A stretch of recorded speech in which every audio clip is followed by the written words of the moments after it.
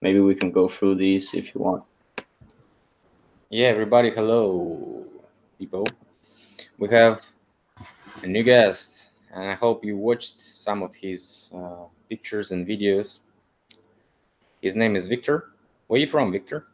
Hi, I'm from Denmark, 25 years old, studying philosophy, just finished or nearly finished. So yeah, how are you doing, Philip? Nice to speak with you. Yeah, uh, nice to meet you also. But people, maybe some people don't know you. You've been Yeah, chatting with Martin and who else, so they can and watch your videos. Andreas Exertus, Yes, okay, you twice or talked with him too. what? What? You have a chat twice or Yeah, twice, twice? twice. Have you got a chance to look through Martin's video, my videos, I don't know, Andreas videos, Richard Yeah. videos? Who did you watch before you were involved? I mean, what led you to this decision to start watching all this Well, Tartary, Mudflat, all this stuff?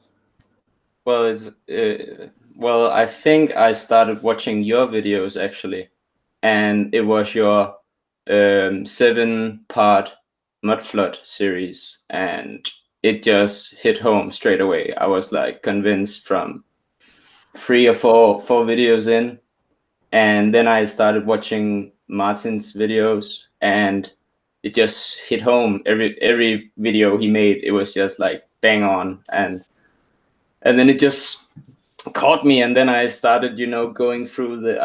I saw his atlases, and I saw the Gallica website, and I just started going crazy on the on the Gallica website, just random browsing, and I found that random browsing can be very Yeah, you find gold just yeah, it's just every now and it's then. we call it in police. When I worked in police, we and it's an army, some type of terminology. So when you have a search for a person through the forest or wherever, so you just go and it's called a complete search. So it's like when Yeah. you go step by step in the line and you just watch each and everything, and so you get some key points, and you tracks and you follow the tracks. So the group is searching the criminal in the forest, and it finds it very easy if that criminal is in the forest, or of course. So Of- I know this Gallica site. I've been like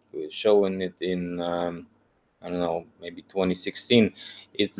I've seen this site on one channel of one guy who I liked before, but when he switched to government, I think oh, government line, the mainstream line. So like, so we are divided right now.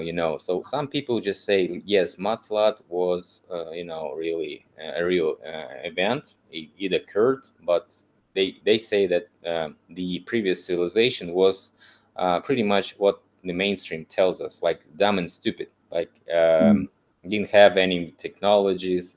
Yeah, like wearing all this clothes, like looking like Asian or something like this. So it's like Tartarians were barbarians, or some like they didn't know anything, they didn't have any studies. mm, But I've been shown in 2016. I've been shown this Gallica site, and I've been shown all those kings from.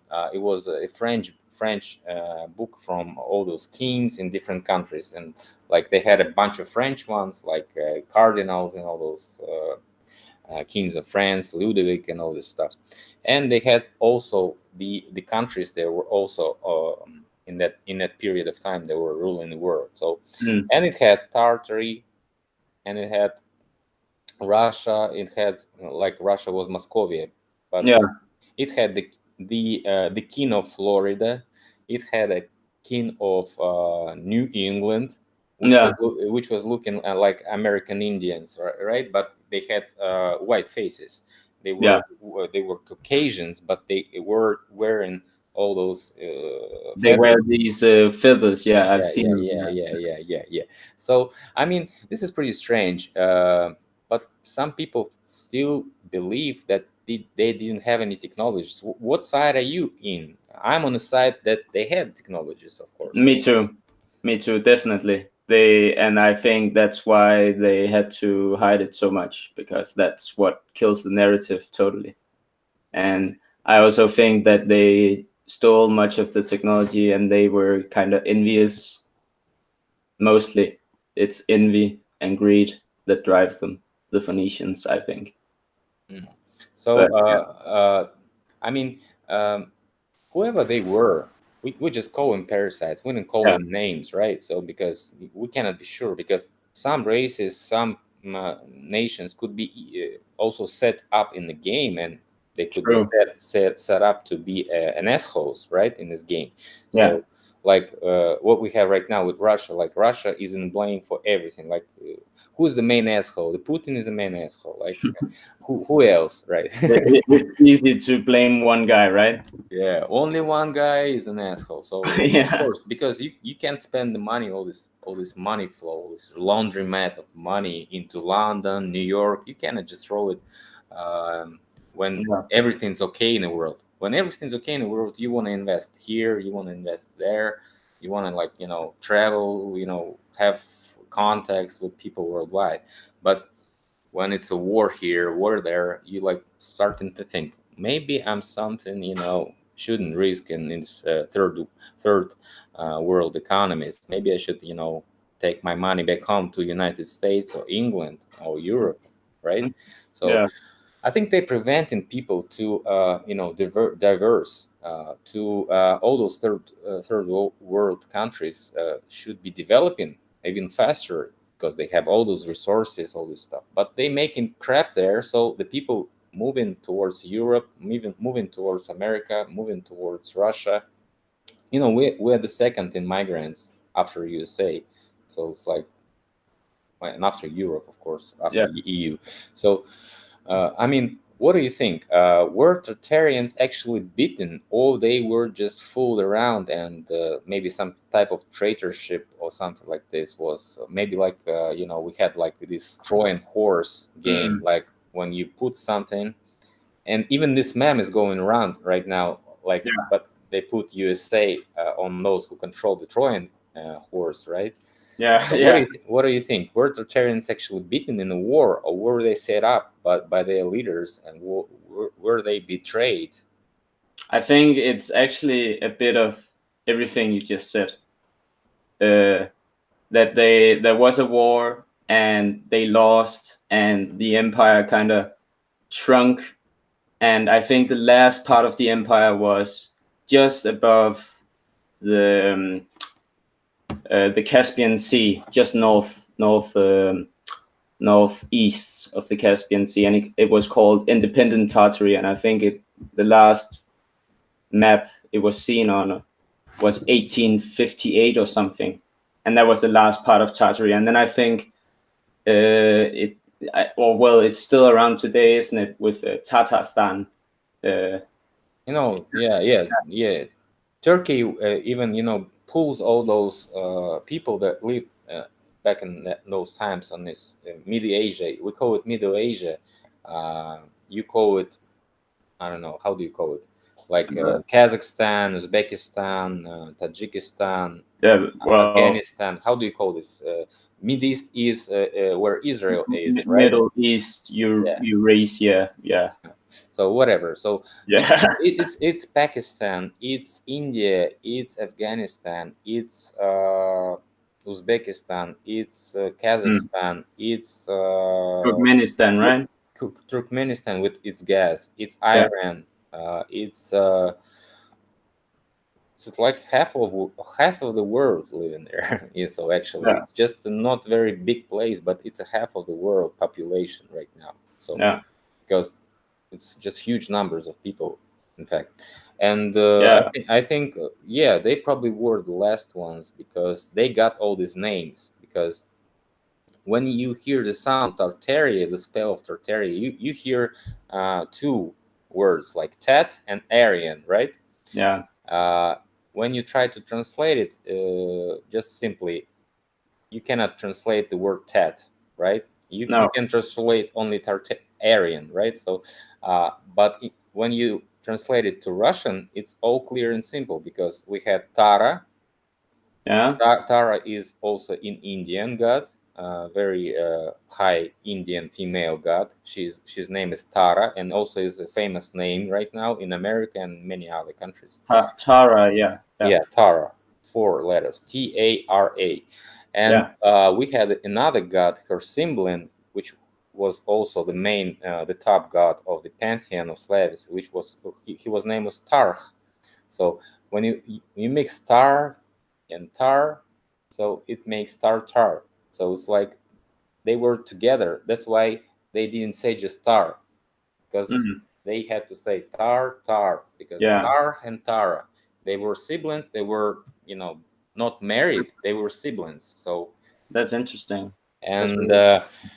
they were the head of the pantheon back in the day. So probably before all this Uh, stuff like wars and stuff like this. So yeah. Yeah. I would think if we go astrologically, it would be in the age of Gemini, just before the age of Taurus.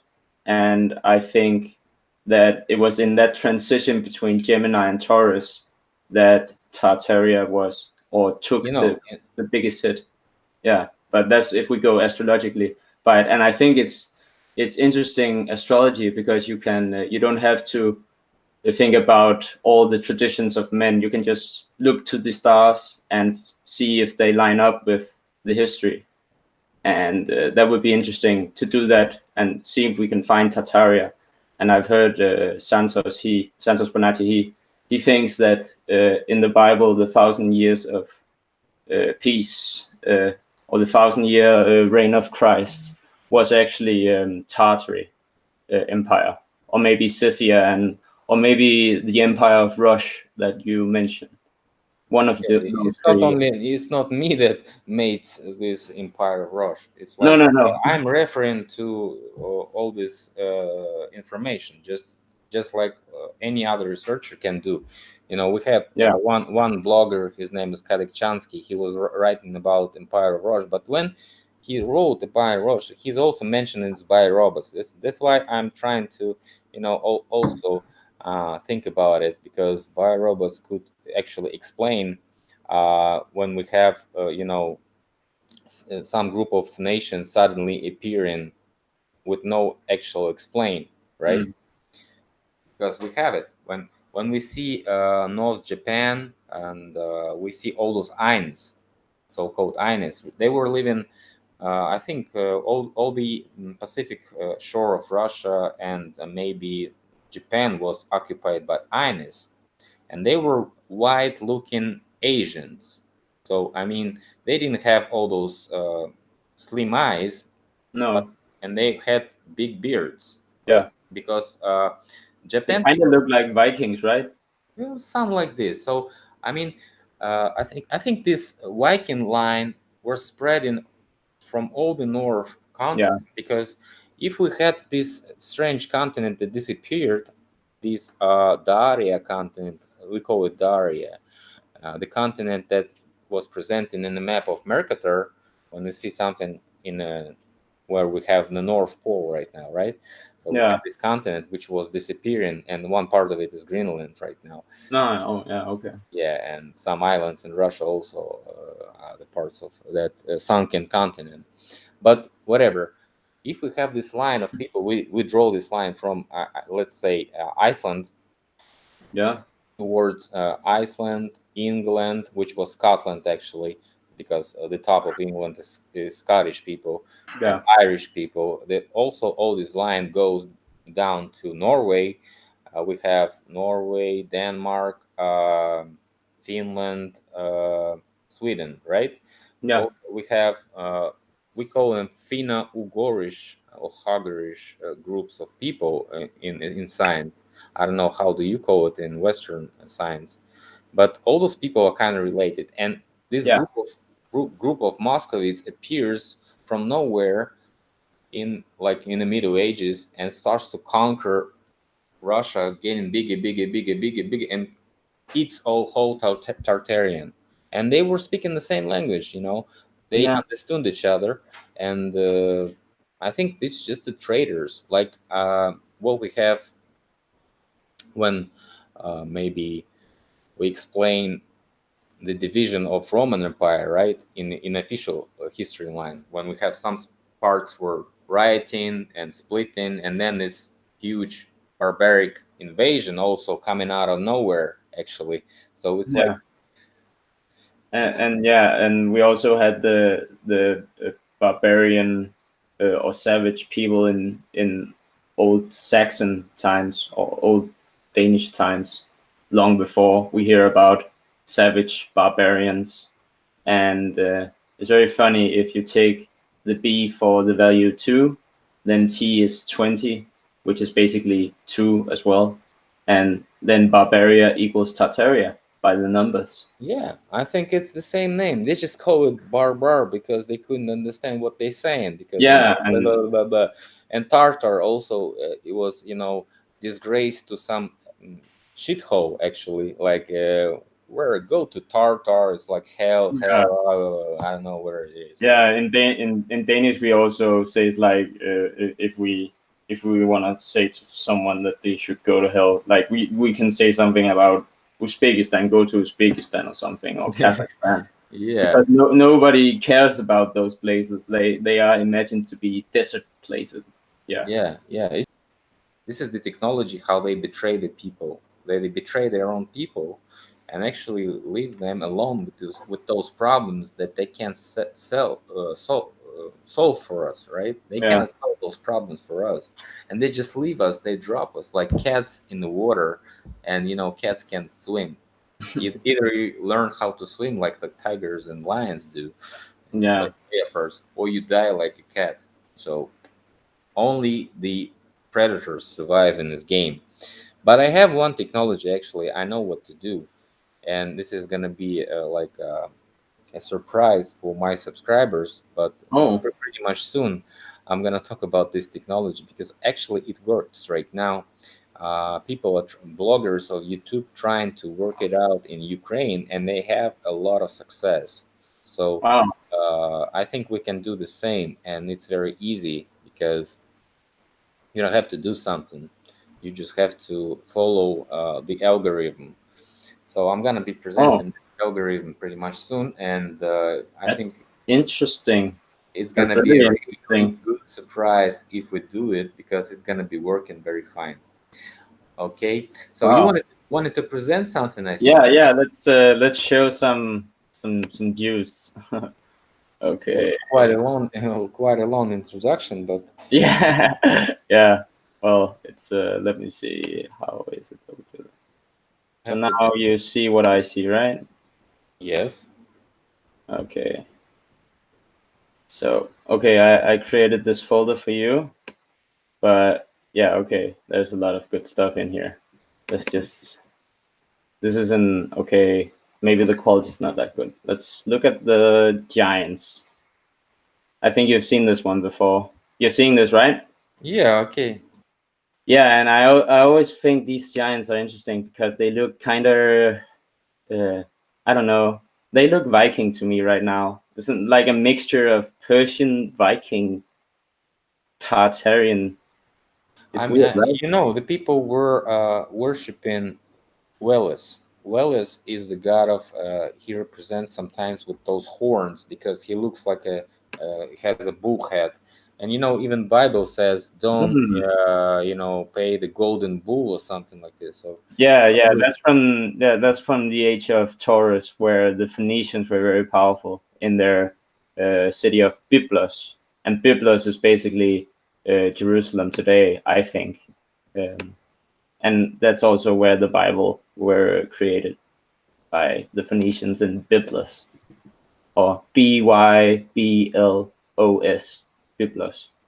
Also, I think this one is this symbol you see here. I think that is the Star of Remphan, or the David Star, so yeah, called. it's a star of Welles. You know, we call it the star of Welles Oh, that's because interesting. it Well, is a star of Welles. It's Wales star. oh yeah, and I think astrologically and in alchemy, this symbol has to do with the change, a transition of the ages, where you go from, for example, water, no, well, fire to water, where we went from the age of um, Aries, fire, cardinal fire, into Pisces, mutable water, and that would be these two triangles merging together by their alchemical symbols. So I think that symbol is like a transition between two elements, two astrological signs. But that's just my theory, or I think there are others that have You expressed know, we similar have views. also some type of calendar, and if you look at this calendar, it everything makes sense, because if we think about those ages, like age of Aquarius, age of whatever, right? Yeah, It's what period is that? Age of Aquarius. Yeah, how many Well, years? how many years? For well, it's coming. That's we're moving into the age right now. No, how long is the period of age, as you know? 2,000 years. 2000 years, right? Yeah. So, but this doesn't make sense, because we don't have any evidence from that far. All the evidence we have right now is the medieval age. So it doesn't kind of fit, because when you look at the Slavic calendar, it fits very fine, because all those periods are coming each 16 years. Mm. Yeah, but it might be. So I It might think be doing on another number system, and I think there are other calendars out there that has been hidden from us. yeah, And I think if we think Hyperia those, has a calendar as well. they all followed one calendar before that, Okay, because that's the Slavic calendar. not it's not Slavic, it's one calendar, because uh, it has like 7,564 right now.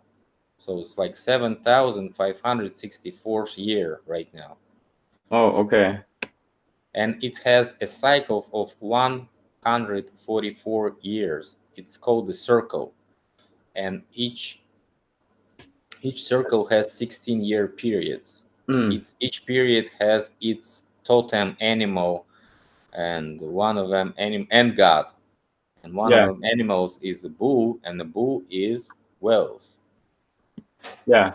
But yeah, I think um, if we go by some astrologers I know, I think they would say that, well, it's all one calendar, and our different systems of time keeping is just dependent upon what age you are in. So in a lunar age, or yeah, in a water sign age, like for instance Cancer, in the age of Cancer, that people speculate that was when the lunar cults and lunar astrology and the lunar calendar was created, because it was in a water sign. So that's how they piece their theories together.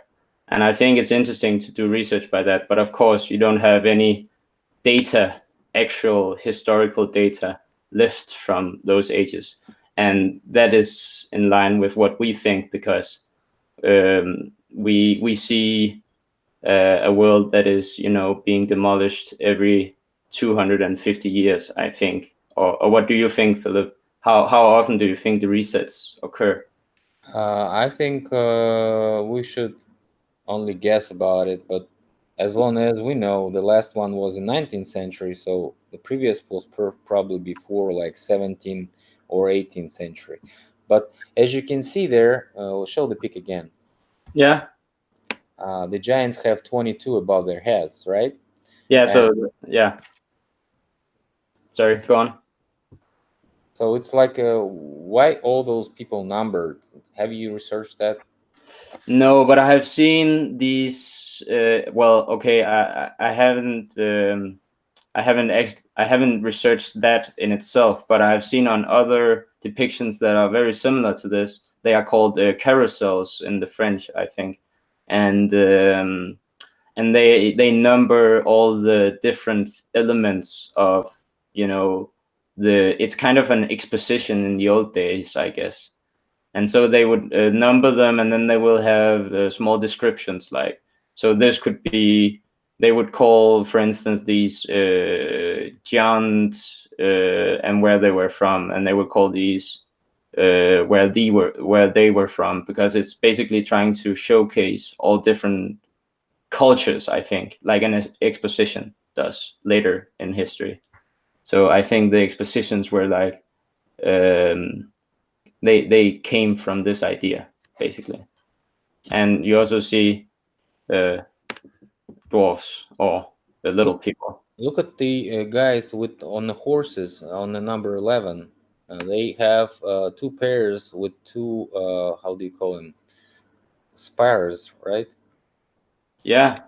And it's like matches to 11.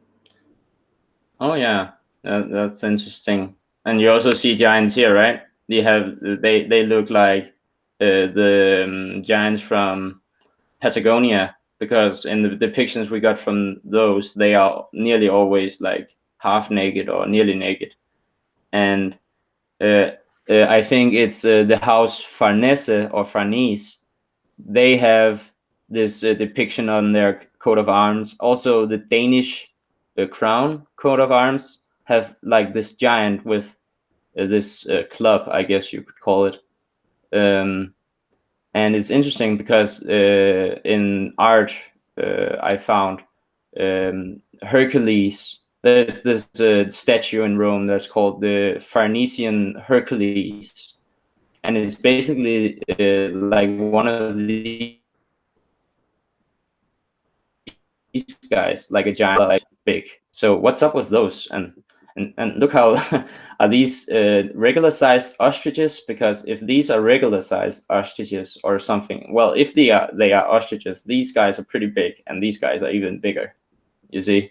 Yeah, I know perfectly that the people were a lot taller, so it And doesn't make any confusion to me. no. So yeah, so basically, maybe the Hobbit, like in the Hobbit, we are like the hobbits or the halflings back in the day, and we were, pubbing, we were coming, into society like at a slow rate, and then we just, when the catastrophes occurred, we were good at surviving, so I guess, because we needed less than the bigger guys did, and we could perhaps use what was left to a better degree because of small size. And then I guess just the little guys were favored in survival situations. I think we're just cheaper. Cheaper, for slaves, or Yeah, cheaper to maintain.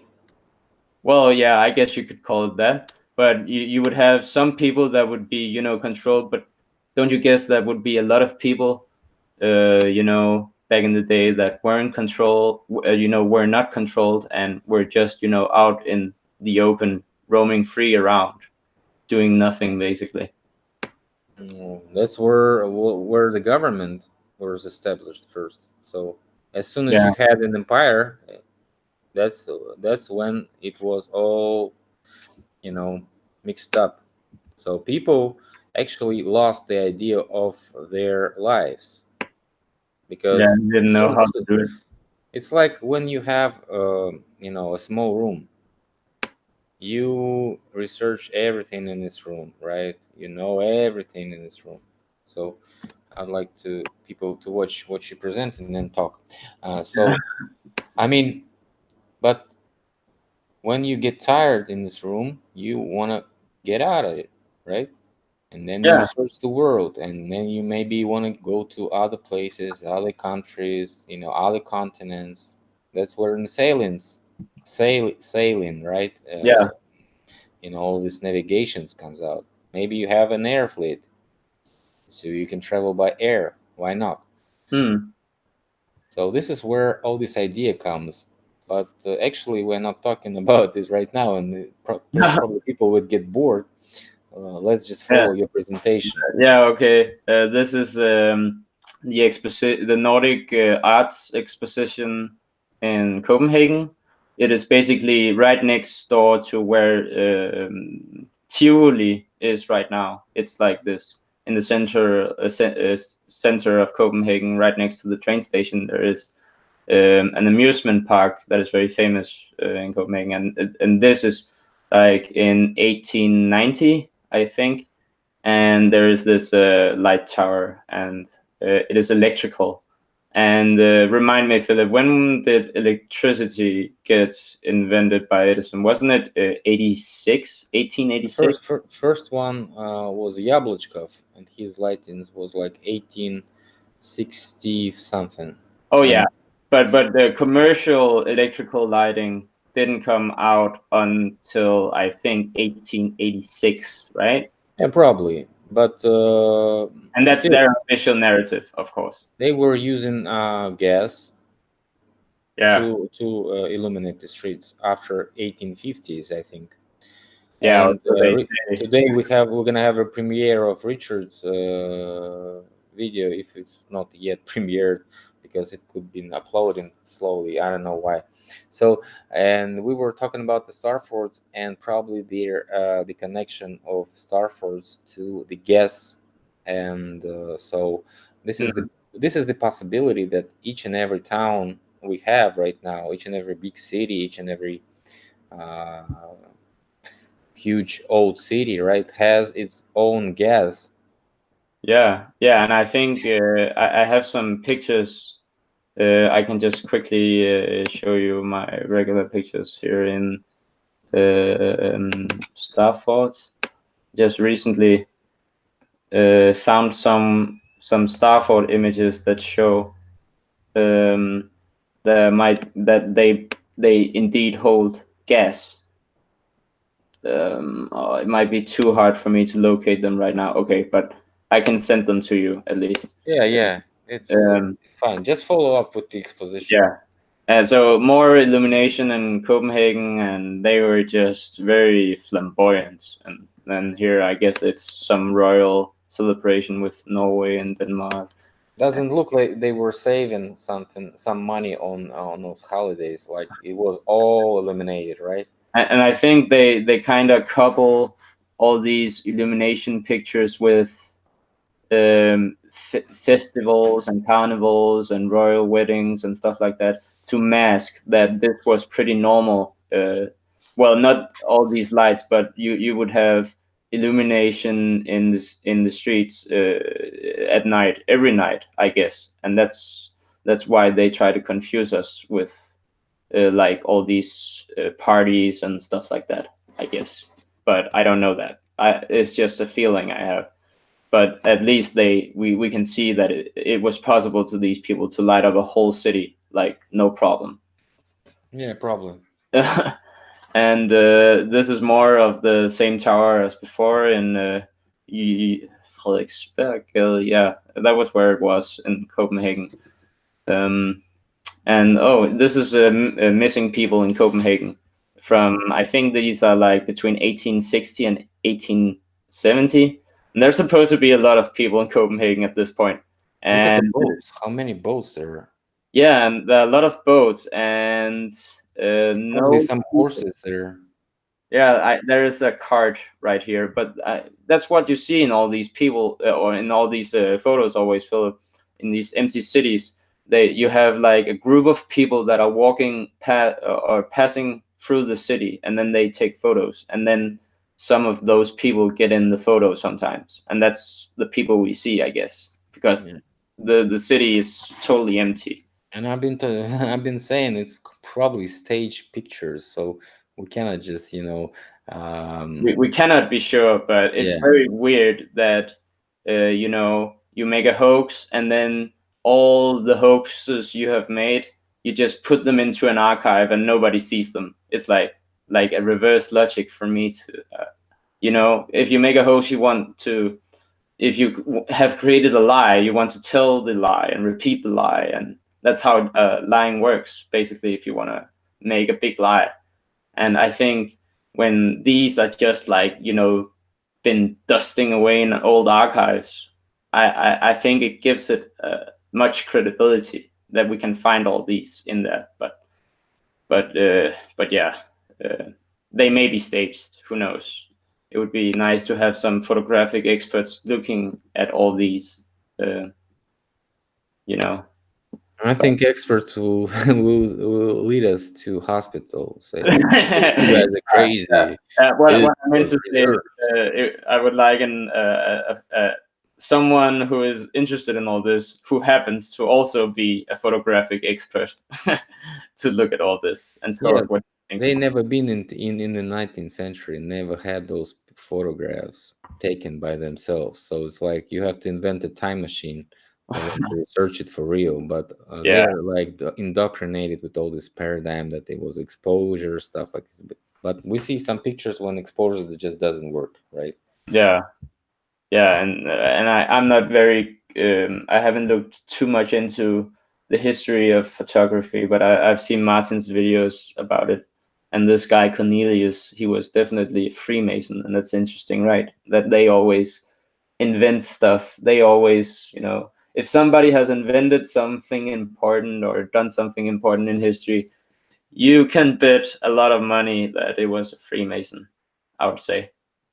Uh, of course, there are a lot of people, influential people, who are not Freemasons, but you'd be surprised how many influential Freemasons in official history there are. Yeah, Everybody, yeah, everybody. everybody. But okay, so here we're watching this, I guess at that time, very famous giant in Copenhagen called Gilly, I think. Yeah, Hmm. Gilly. And they say these are his family, his brothers and stuff like his siblings. But I think that what happened to the giants was that after the catastrophe and after the war, a lot of the giants that survived were those who started actually working for the empire. And this was part of their job as being part of freak shows and Yeah, circuses. yeah, yeah. And that's how they were allowed to survive, because the empire saw them instead of a threat. They could be used as propaganda in some way. What is So your explanation for immediate extinction of the main forces of giant? As we saw a lot of them on those pictures, so they probably had a lot of them. What is your idea of how they could be extincted? I guess we had wars with them and we persecuted them. But if And there were a lot of them, we couldn't have had war well, with them. I guess a lot of them also. I guess they were very unlucky. If there were a lot of them in Asia, we get from a lot of sources, in both in books and we see on Google Earth, that Asia and Siberia was completely decimated by something Yeah, very yeah. powerful. I mean, this is like okay. This is so your explanation is they were bombed or something like this, right? So, Yes. um, but the idea of just you cannot bump everybody, you cannot hang No, everybody. of course not. You have to make something radical. So this climate or this atmospheric pressure or something like this can affect those giants to become weaker and Hmm. to starve and to lose their power and decrease and just they were just hunted by the rest of the survivors, right? And we see all Yeah. these pictures like small people hunting those giants and killing them. But before that there was a bombardment which was decreasing the pressure. And what do you have when you decrease the pressure? Their bones become weaker and they cannot just be Hmm. as fast as normal people. No. Okay, That's I what we see have your point. right now with the basketball players. I think the tallest one, they look like weak and they're like not very able to do as fast as everybody else. And they like have bad knees, they have bad Hmm. elbows, they have all this sore stuff after 30, and they like, almost dying without the Yeah. medicals. So, I Yeah, mean, I think you have a point there. That even the well, the climate and the atmospheric conditions decreased, especially oxygen levels, and we know this from science. Well, to a certain extent of knowing, at least, um, that the oxygen levels were low, and that could explain the decrease in size in general. Um, so that's interesting to look at the atmosphere as like um, I mean, they're good in open spaces, right? The giants. Oh, They are not good in the small catacombs or something like this. If they go no, all the catacombs, all those bunkers, as long as they went there, they got surrounded by the small people, and small people just don't waste their resources on those big ones, right? They just no. kill them. So everybody was on top, got the decrease in pressure, and got their bones weak and died maybe from the heat wave or maybe bad climate, maybe freezing temperatures. Who knows what Hmm. came first? Because we see all those mammoths who were frozen, so probably a huge wave of cold air and rain and made those freezing immediate. So I don't think Yeah, all those giants could have hidden, right?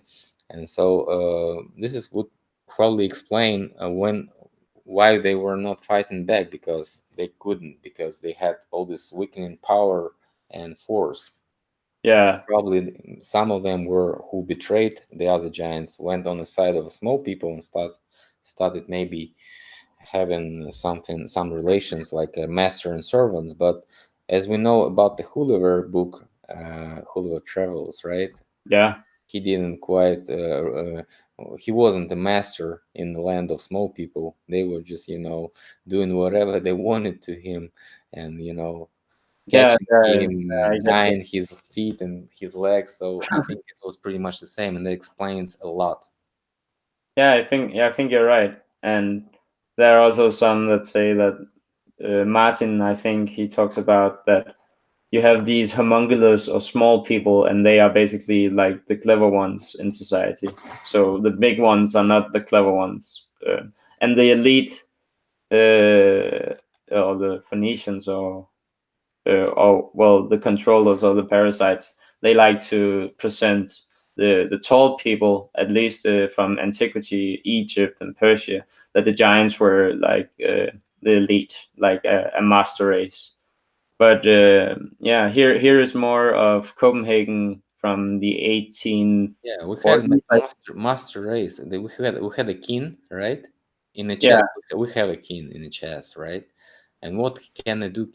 Can king do? Like he moves very slow, only one square at a time, and he's like very weak. You have to protect the king, and we have this. How do you call it? Um, Not the bishop, but the top one, which can move each and every way and become, whatever. How do you call it? He's closer to the king. How do you call it in English? the Queen. You call it the queen? Okay, Yeah. we call it also the queen. So, but sometimes we call it fers. Fers is like a vizier. It's like a cardinal, or how do you call it? Oh, The that's main, the prime minister, or the main treasury guy, who the is like, president. uh, how do you call it? The president. Not the president, but the president is the head, and you Yeah. have the minister of finance, or maybe a Oh, prime minister who is dealing all this stuff, right? So the president tells them what to do, and he's dealing the stuff actually. So it's like yeah. I guess. executive manager, or whatever you call it. Well, an administrator of some Yeah. sort. So Yeah. we have a giant king, right, who is like Yeah. telling what to do, and we have those administrators who were actually betraying the kings and making reverting their role, and being the cardinal or black cardinal. We call it the black cardinal. Actually, that cardinal ruled the France. His name was Richelieu, and he's also in that book of royal people. Oh, okay. And the Ludovic was just a phony king. He didn't actually rule the country, because this Richelieu guy was actually ruling it, and it was in each and every country the same situation. The kings didn't do anything; they were like having fun each and every day. Only sometimes kings were smart, only sometimes, but most of the time through the history we have all those black cardinals who were ruling and stealing stuff and making all those treasures. That's where the banksters appear actually, because Yeah. banksters were collected by all those cardinals, and the order, Yeah. That's true. order. Yeah, and in Venice, we they had the Fondi, which was Yeah, basically where all the rich families from Venice, they pooled all their wealth together one place, and that pool of money eventually became the Bank of Amsterdam in the Dutch Empire, Yep. and then that bank sponsored the Dutch East India Company, Yes. Yes. Yes. I and know also this. the British one, and that became the U.S. And it was always a British colony, and it still is a British colony Yeah, to this and it day. funded a bunch of pirates. Yeah, it did so. Yeah, it did. It's where they got this Morgan clan from, I think, Oh because yeah, Morgan true. probably was some offspring He was of the also a pirate. front guy for the Rothschilds, J.P. Morgan. It was revealed after I think the demise of the bank that J.P. Morgan himself only possessed 17% of the shares, and it was a Rothschild who possessed the rest 83%. So that was Rothschild is also just a it's also phony just puppet. from You know, yeah. he's the mainstream name to claim each and every globalist, but he is actually not. He is just executive manager of somebody. Exactly. It's so true. He's like this term called Courthof-Juden. It's a very old term. It goes back to Roman days, even where the Emperor Flavius he had Ben Josephus Flavius. It was the first Courthof-Juden in history, and he was writing propaganda for the Roman Empire. So that's an interesting story, and you can look that up on Wikipedia or on YouTube. It's very interesting to find. But but yeah, I want to get on with the presentation because Yeah. we're yeah. So this is Copenhagen and no people around. And now, if you can see it, there is this very faint Hmm. tram, and there are no horses, so it must be electrical, right? Yeah, looks like it. Yeah, it could be electrical. So that's interesting. And this, I think we were watching a picture like right around here before, but this is like in the same area, very close by, and no people, and there is some construction going on. And I Yeah, think there actually are some people right here. You cannot see them right now, but if we could zoom in more, we could see, I think, I one think guy here. they're like painting the walls or something. Yeah, they're doing something, and they're definitely not building anything in Copenhagen at this point. And in this time period, they say that a lot of buildings were built. So How how can I explain lack of footage of actually building stuff? How if you can I explain it? well, you know how they just say they don't actually explain it. They just say they build it, and they don't expect anyone to question that. So Have you asked anyone in Copenhagen historical, society or something? Maybe they have some sketches or whatever, any there are documentation. always they say that there are always sketches, but and that you can always see them if you do this and do that, and but they are sketches. They don't claim to have photographs of constructions. I haven't seen, or well, I've seen it on the internet that they say that, but I I haven't mean, actually. it's okay to build a small building, right? Like maybe these are not very huge ones, but when you have a huge one, you have to have some documentation because Yeah, and it's like also 150 years. Where's documentation? yeah, and people in architecture today, they document every step of the process very neatly, and in every detail is correctly laid out. So you can redo the process basically, and you don't have that from the old world. You only have sketches, as if someone went in and analyzed how the building's architecture was, and then he drew up how it was with all the correct dimensions, like a surveyor, and then he created an autograph or an architectural plan for that, and that's what we have, and that's what they use as evidence. Um, and This they have building you're pointing right now, does it have bird windows on the ground? It, not uh, no oh the well, one on the top, the one on top. Yeah, this one. this one has, yes. Those are buried windows. Yeah. And Copenhagen is just full of buildings like that. So what It's about cultural layer explanation, right? oh, you can they have the same story in everywhere around the world with the cultural layer. And in the city I grew up in, or no, not grew up in, but a city I've lived in for a big part of my life called Vejle in Denmark. In you have this in every city. You have like the center where the stores are, and you can go shop things. And in Vejle, in the old part of the city, they 10 years ago they just made these see-through glass holes down into the ground, and you could see the old marketplace was like 5 meters below that, and there was no explanation for how the ground was raised 5 meters. It was just they just said they just called it cultural layers. Yeah. What about raising of cultural layer after this picture was taken? Does it have it risen a little bit? Well, uh, no, not really. Uh, I don't. It doesn't. It should grow like 1 meter for 100 years. Well, according to them, yes, but yeah, they say it happens gradually, right? But it seems to, if we have to accept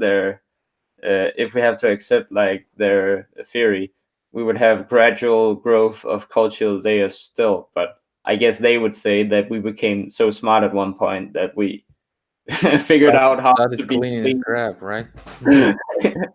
Yeah, but that's just wishful thinking, and I don't wish for anyone to to want to think that. That's just fucked up. Like, what is your view of humanity? Like, so you just think that everything is just linear, and we came from monkeys and fish, and it's only now that we are figuring out what 2 plus 2 is.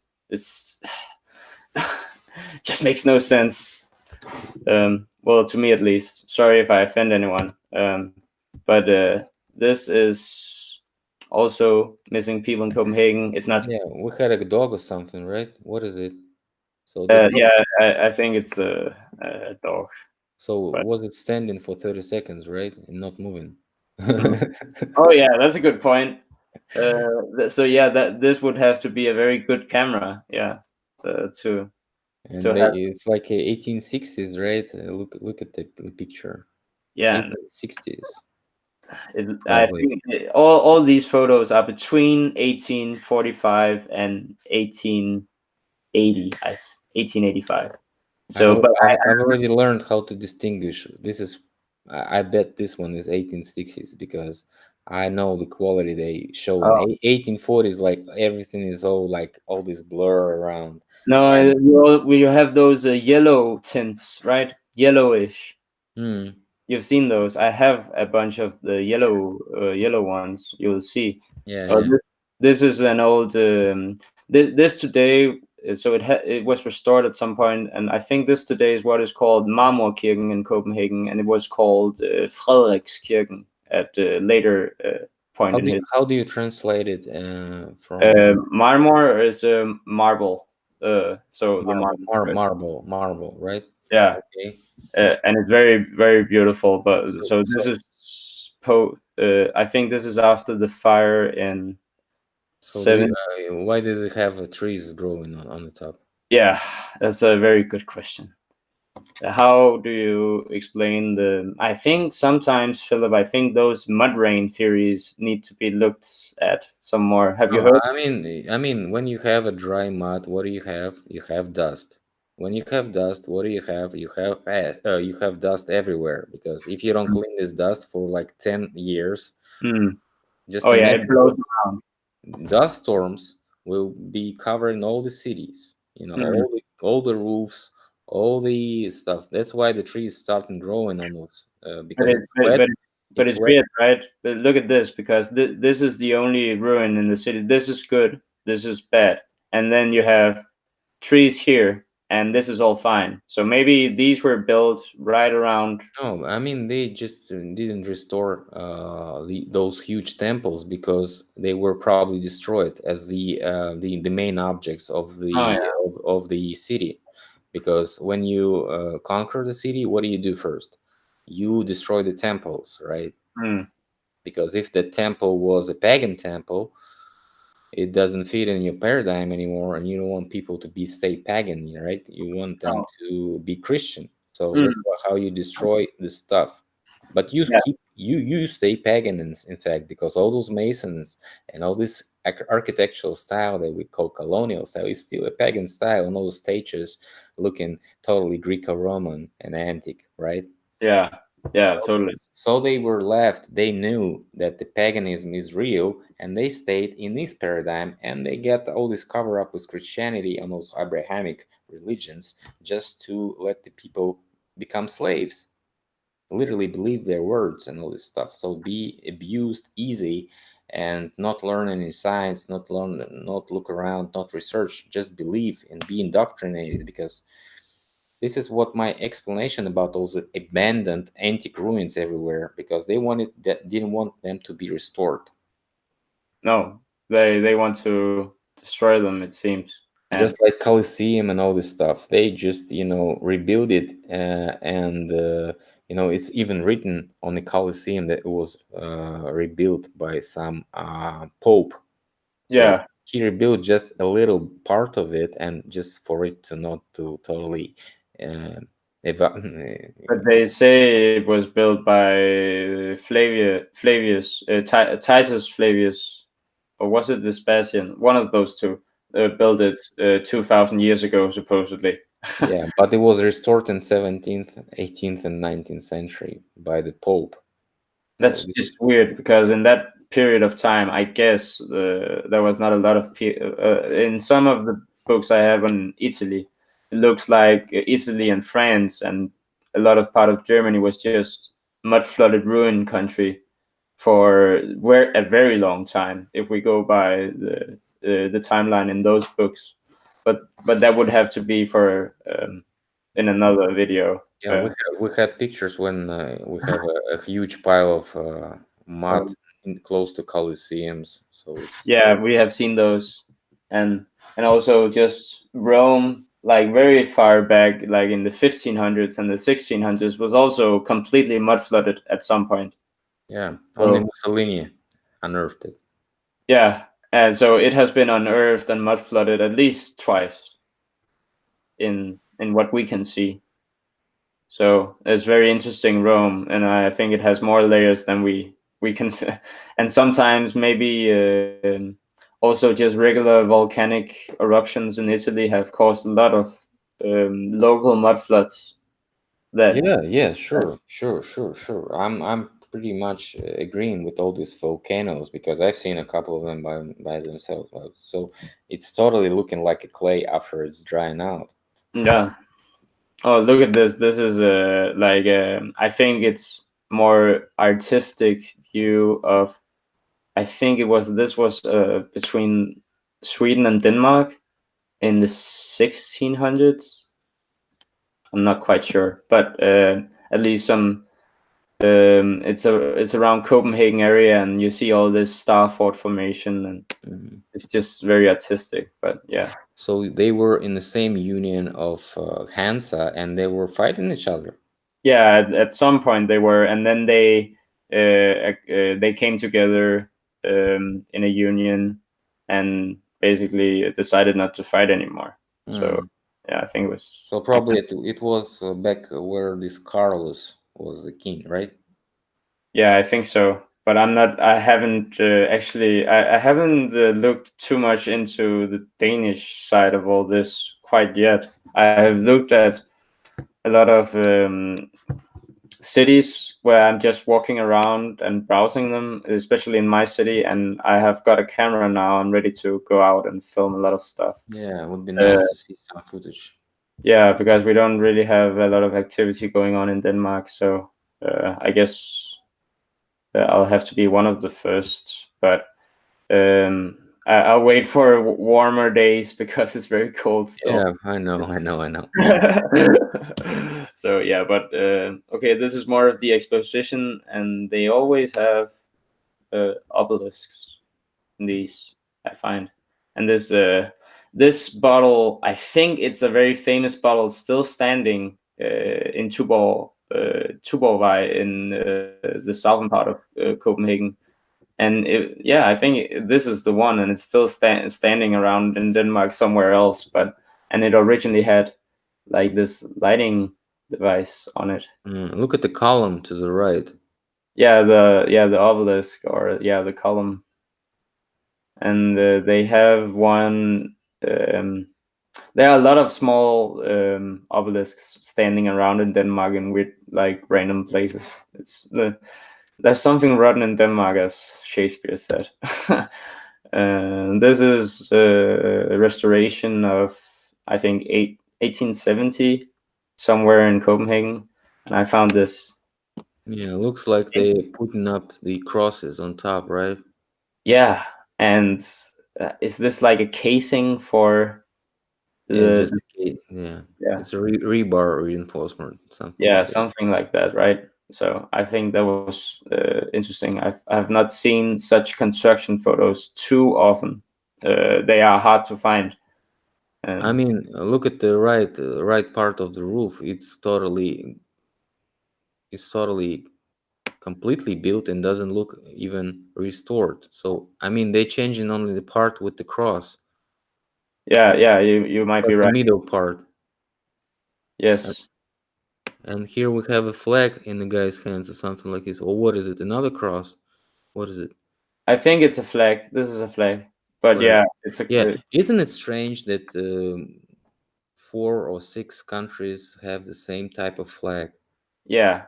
or And maybe even more? How do they explain it? And and when very those flags interesting. appear, at what age? It's very interesting with the Danish flag. We have this very weird narrative about the wars in what was it? Latvia.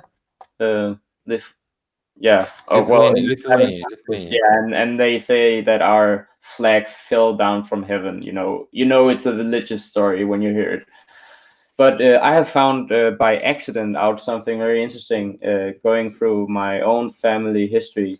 That basically my family founder Niels Bugge, he was very close with the Danish king Valdemar Atterstad, and in 1347 he went to the Holy Land. It is described, but it's not quite sure if it as a. I think it's Jerusalem, but it's just termed the Holy Land. And they were reportedly knighted as on the grave of Christ. So they were either Templar knights or Kafir knights to No, some just order of somebody. So some whatever. some, some high order. And when the king returned from his pilgrimage with my family founder Niels Bugge, that was the first official uh, sign of the Danish flag. We saw it on his crest when he returned from his journey, and that was on Wikipedia some years ago. And I Hmm. found it, and I took a picture of it. I'm very sure I still have that picture somewhere in my stash of memes, and it's very long time ago. But I cannot find it anymore, You so they know, have moved that. you And know, Daria, that continent on the north, had a flag. You know how that flag looks? no, I'm not sure. It looks like a cross in the middle. It's like yellow, I think, yellow cross and a blue, totally looking like Swedish flag, but Yeah, the equal cross. So if you look at the Swedish flag but have an equal cross, this is how it looked.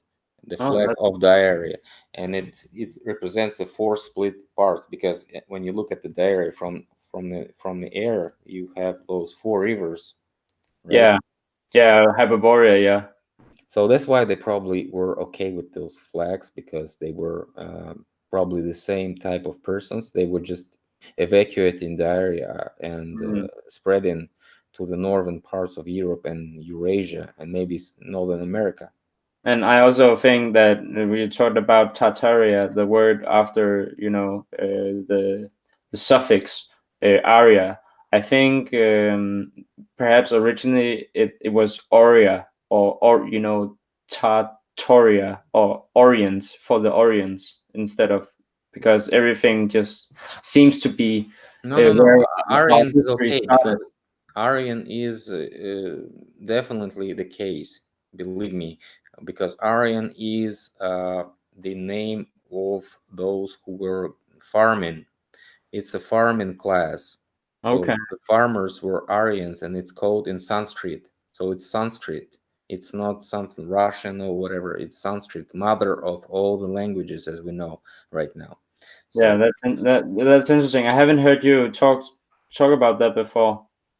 it's a well-known fact. So it's like Oh, in each and every book, Aryans are the farmers. So oh, it's that's like, interesting. so Okay. why did Hitler thought Aryans were the fighters? I don't know.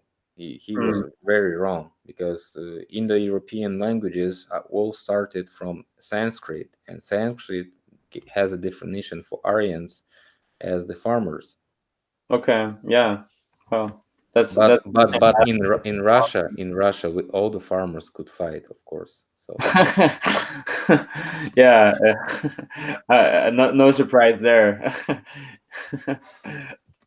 Because they seem if you it's very funny because when you the modern conception of Russians in Denmark is like, if you go by YouTube and fail videos, they think everybody in Russia is just crazy and no, of course, of course. I just fed my bear and yeah. when chatting with you. Well, it's crazy, right? I remember when I was little, my father had a Russian friend, and I remember asking about what type of country Russia was, and he told me it was a very dangerous country and not to go there. Yeah, Whoa. perhaps in the 90s it was way more dangerous, but now it's okay. Well, yeah, I guess it was. There were periods where it was dangerous, of course, but not anymore, at least. So, but yeah, enough about that, because I think this is very interesting. This was in Tivoli. It was said to be the largest theater or theatrical venue in the 50s, the 1850s in Copenhagen, and they tore it down because it was too small, and they got something better. Like, and they built that in 2 years, and it was also very Tartarian looking. Yeah, So it's I think that the amusement parks sometimes serve as a purpose for hiding all these, and also with the expositions, of course, hiding all these out of place buildings in European cities. So that's how they do it. Basically, they just say that they put these together in 2 years' time. No, well, in very in months sometimes, and they are made out of cheap materials, and they are just something artistic to make a good view, and it's only aesthetics basically. But I think these buildings are from the old empire, and we just inherited them, and then we use them sometimes. Some use some of the buildings to fool people afterwards into thinking all sorts of things about um, the different nations of the world, because that's the theme I see in these expositions. That you have, like in Paris exposition, you have the Belgian house, and you have the African temples, and you have the Chinese buildings, and it's like this whole atlas of the world. They create an amusement park, and they are dividing the world and dividing our perception of what was once one culture. I think, or at least a very large culture on the face of the earth, and how they had all sorts of different buildings and types of constructions, and they served different purposes, I think, but they were also different cultures under one empire. So, and they had different types of building, the same type of energy machine. And then afterwards, they just decided to cut up the empire, and then they created nations sometimes based on these uh, cut up cultures. And they had to, because in many cities, because the cultures were so close, they, I guess they built a lot of the same, that they built their own types of buildings right next to each other to mix them somehow. I don't know why, but I feel this is what happened. And then afterwards they had to divide all these different types of buildings, why they would be together, because they had created other stories, and they had to, they created traps for themselves. Because that's the new way to think about the parasite. Not that they are this very powerful entity that control everything, but because they inherited everything from the empire, they had No, yeah, of course they cannot control everything. they, You're right. they can't. So, and they had to create a lot of lies in their situation, because imagine if you had created, if you had taken everything, you had to take everything over, and you had this new population and they didn't know everything. You know that you have to lie a lot to Yeah. keep up with the narrative, and you have to create all these crazy stories to support the lie, and you have to repeat it so many times, and that's why some of their lies are just crazy and they seem incompetent. Why would they create lies that are so crazy and outrageous, ridiculous, when you really look at them? And it's because it's not because they're stupid and because they troll or because they're funny or any. It's because they had to. There were no other way. They had to create certain types of lies because they were forced to. That was their only game plan, because they couldn't destroy all the architecture in the open while people were still around. That would be noticed and it would be questioned, and it would be, they had to create all sorts of narratives to explain why certain things would happen and why it wasn't, you know not normal. So I mean, when it's a you bit look, complicated, but yeah. when you go to at least like Istanbul, right, or Constantinople, you see the Sophia Cathedral, right, Yes. which is right now um, a Muslim's temple, right? But Yes. it was before the Orthodox temple. So Mm. just a little change in architecture, and you get you get the Orthodox style. Like in the previous picture, if you get rid of these thin towers and put the crosses on top of those, They become orthodox. Yes, I yeah. get what you mean. So And also you see. Oh wait. What are we seeing now? Okay. Oh no. Just never mind. Um, I'll just put on something again. You're still? Are you watching my screen? yeah, Okay. Sorry for that. It's because the Saint Andrew's cross, looks very much like the types of cross you see on the Siberian and the Russian churches. yeah. And Like, where's the book of Saint Andrews? Hmm? You where have, it is? where is it in the Bible? Uh, They had this book and they erased this book from the Bible, you know. I don't know anything much. I don't know much about that. I'm sorry. Because Saint Andrews was the guy who was actually this, and his brother Peter were catching they were catching the fish, is what they say Oh in the yeah, that. Bible. But they were not actually catching the fish; they were catching the slaves. They were uh, Yeah, they were fishers hunting, of men. hunting the slaves, Yeah. fishermen of man. Yeah. Yeah. So and they hunting the slaves, and Jesus told them, "You guys are way wrong, hunting those robots everywhere. Like, why don't you like follow me, right? Mm. And I can walk you on the water, can teach you walking on the water and all this stuff." So and he was their teacher, and they followed him, and they wrote a book. So Andrew also wrote the book, and it was in the Bible before the edition, and now it's escaped. And I Yeah. asked one pope, "Why did you get rid of this book?" He said, "I didn't read it." I said, "Don't lie to me. You read it." So it says like, "Don't go to the north." Yeah, the I mean, what? Freemasonry, the North is evil. No, it says like, "Don't go to the north." He said Jesus told his disciples no, not to go to the north, because those people are fair and fine. They don't need any religion. You know, Hmm. Yeah, yeah, of course. that's what he told them, and it's written in his book.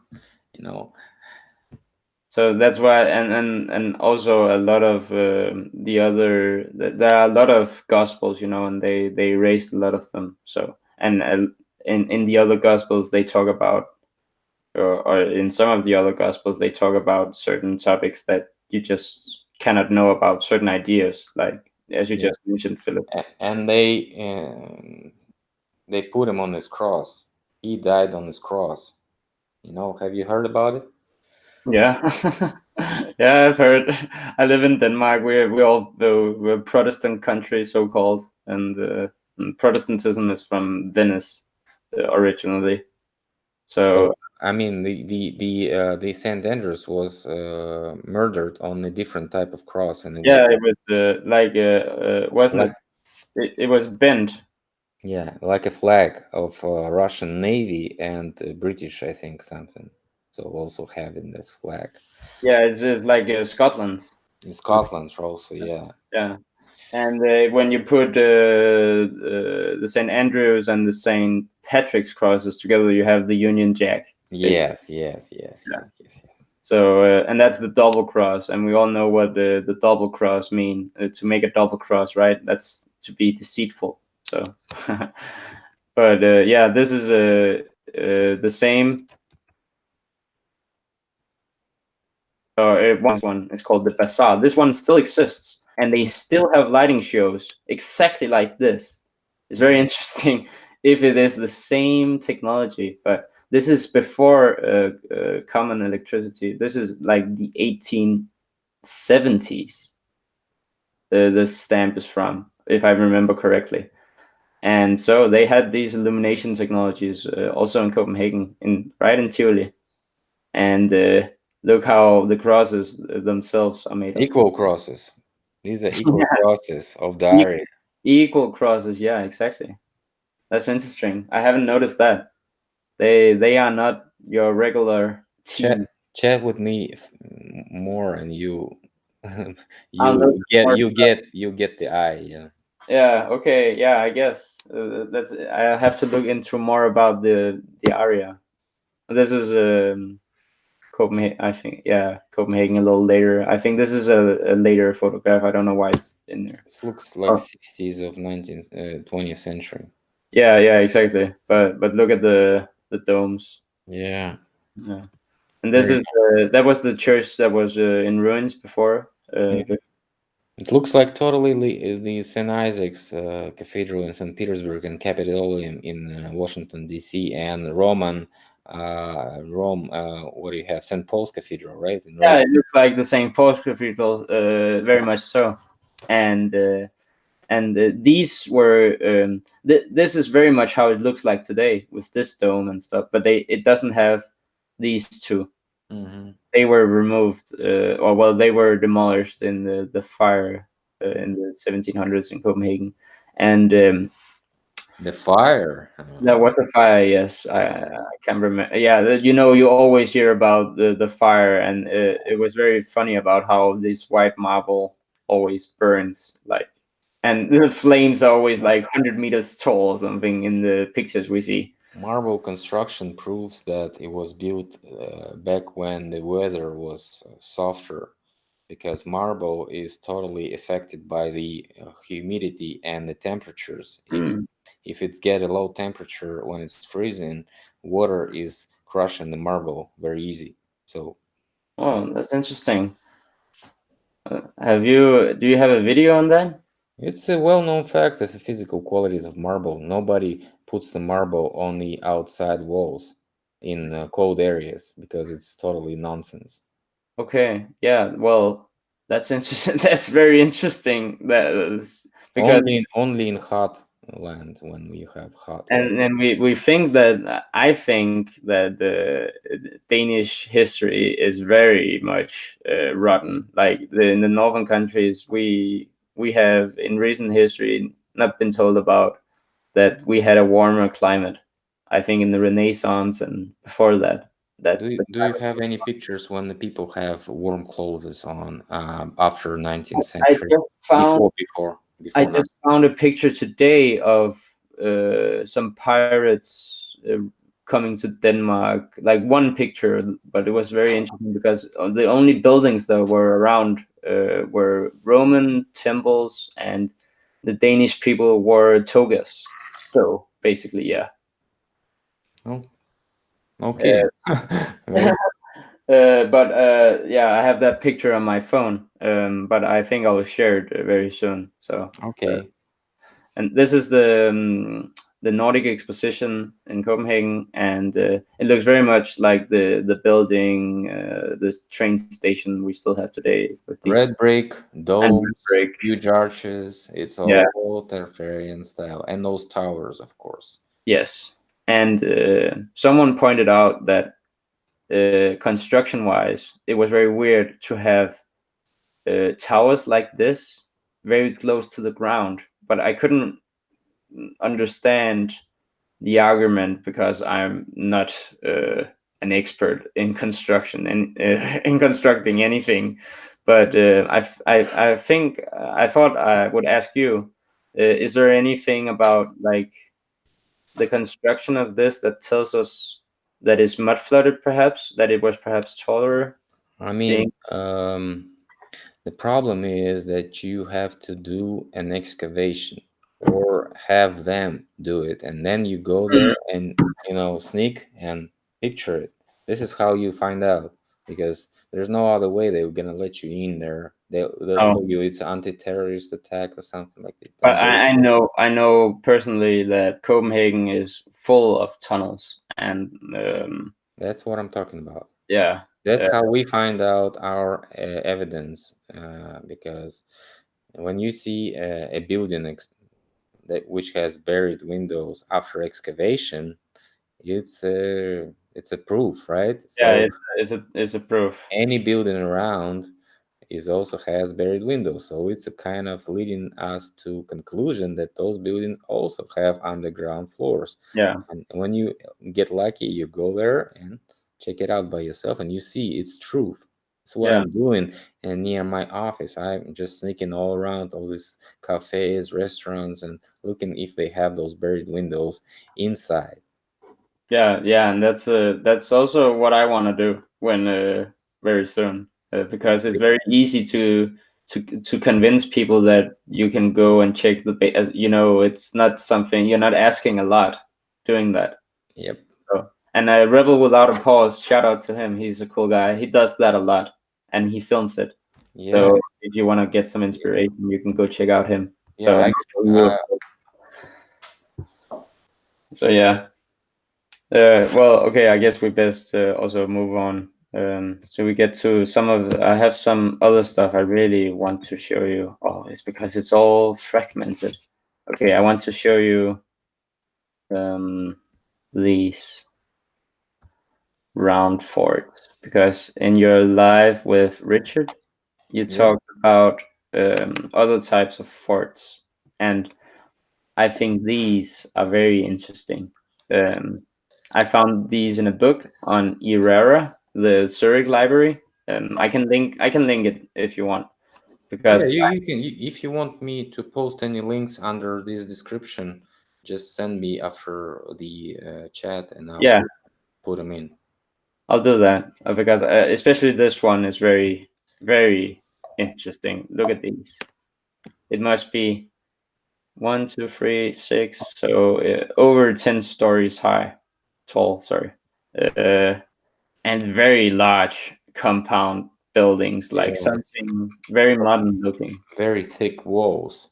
very thick walls, yes, and very industrial, right? It looks not like Yeah, I know what you're talking about. The production building, it look, yeah, factory or something like this. exactly, exactly. So and I don't, in the book, it's a French book, and I don't know, I don't read French, but I think there are people right now reading it and translating it. Um, shout out to those guys. They are awesome doing that. We need a lot of help in all. We have so much data, right? uh, and these forts are not named, all of them. Some are, so maybe they are just plans, but I think it's very amazing that even though if they are only plans, that you would even draw something in a period where we are told that no, bring out your dead, as Martin says. Yeah, Everybody's stuck in the mud, and only the aristocracy can afford any luxurious living. And then you have some peasants running around, or architects creating these images. Why? It's very weird, right? uh, why would yeah. you do that? And but some of these forts we know existed, and we have a lot of other forts. I We mean, look at the buildings like that. They are often used like prisons and stuff. Something. Yeah, they could be old prisons. No, Or right now they are prisons, but before that they could be anything, right? yeah, yeah, I'm all with you, because one guy pointed out that the thickness of the walls could indicate that they also were prisons, but I think these are something entirely different. Also from the star forts, because they don't seem to be connected to water. So I think these are something else. But I don't know. I have no idea. I wouldn't even start to speculate on what these are, because um, I think we just need at this point to show all the evidence, or find everything we can, and then we need, as you said in some of your videos, we need someone. We need a lot of people coming from their level, fields of knowledge, and we have to talk everybody together, about our history and what we have not been told. Um, We need to infect somebody who can do it, right? yeah, but and if we don't get that, we just have to do it by ourselves. So we were gonna do that either way. But how awesome it would be to have like someone who is not only an expert, but like truly a genius, like in some of these fields, and to help out. That would be awesome.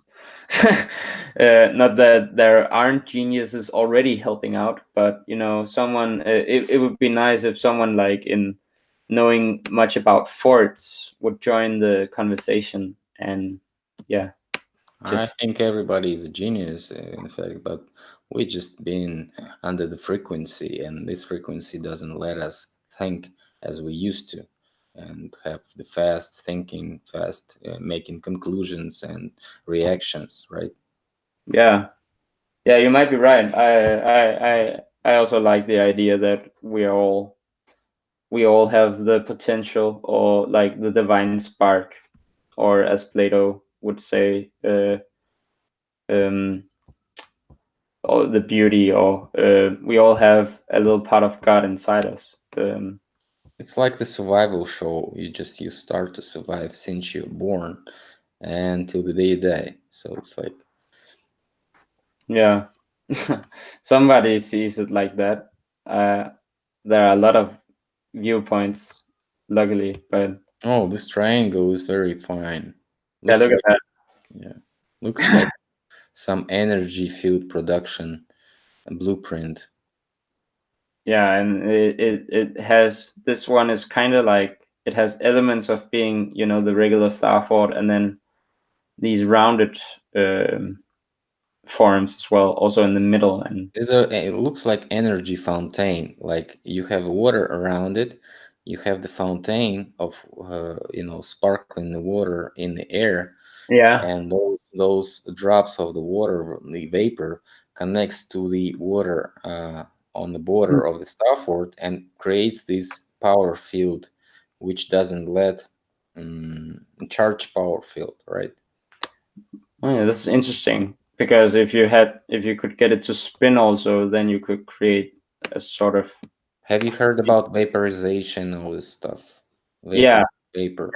So vapor is very, and steam itself is very physical, and yeah, it can have a lot of properties we don't know actually. yeah. It's very useful, right? Because how many from if you boil like a liter of water, how many liters of bottles can you fill with the steam? I think very many, a lot, like very many. Yeah, water gets the power with the steam, so Yeah, so steam is water and steam is just very useful in all sorts of ways. And yeah, also you have hydroelectricity. It's still yeah, being used yeah. in Denmark. We have still, out in the out in the country, we have hydroelectricity. A lot of places in Denmark, and still supporting the small towns and stuff like that.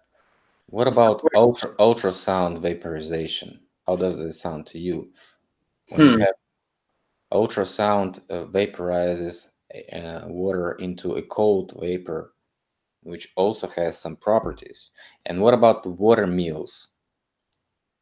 They The could water. be used in water meals, like the meals that could be used for anything, like Yeah, yeah, and someone also in my Discord, or well, in Certus Discord channel, pointed out that some of the star forts seem to be like water mills sometimes, where in the bottom of the fort, if they are in water, they take in water as a water mill would do, and use the the motion of the water yeah, to mill. Yeah. it turbines the water, and so I've had a video. Maybe I'll find it later sometime. When you have a regular flow of the river, and you have like a small part of the water taken into turbine, and this turbine is creating the spinning movement like we have in the canalization when we flush the water, and it spins and speeds up the water so it produces the maximum potential energy without harming the fish, without harming the nature, right?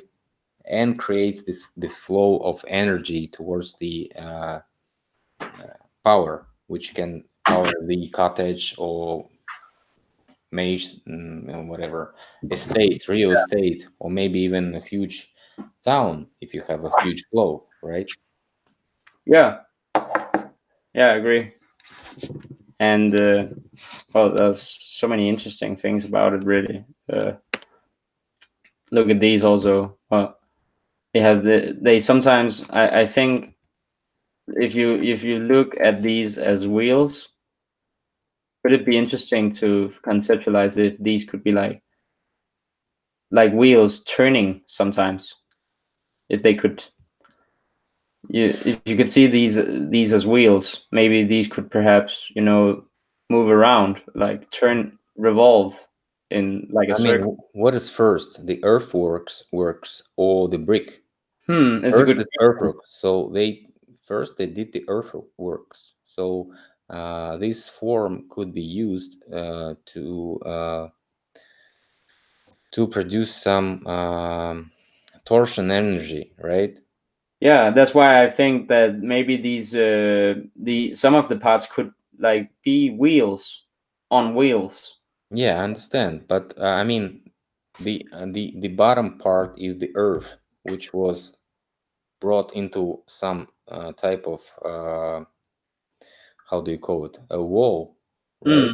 Yeah, We we call a wall not the brick wall, but the wall from the earth, from the soil, from the clay, from the mud, yeah, whatever. yeah, yeah. I get you. So earthworks were created first, and then the people came and used the earthworks to create in the brick walls on the top of them.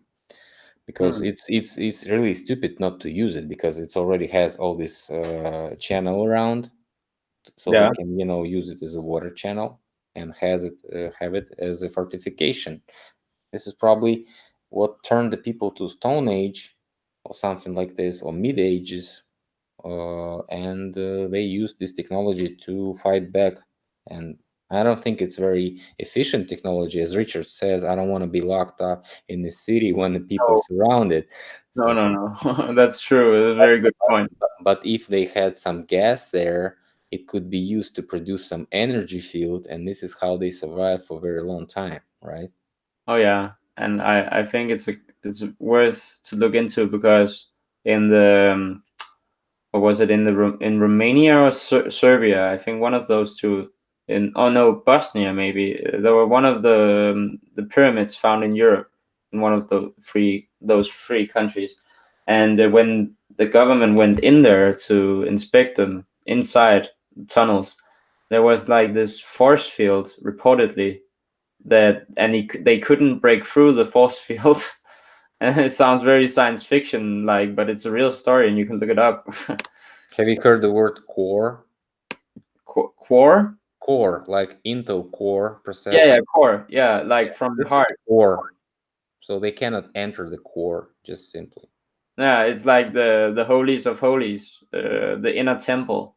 It's only for um You have to turn the off. You have to turn it off to open it. So yeah, yeah, and you have to know what how.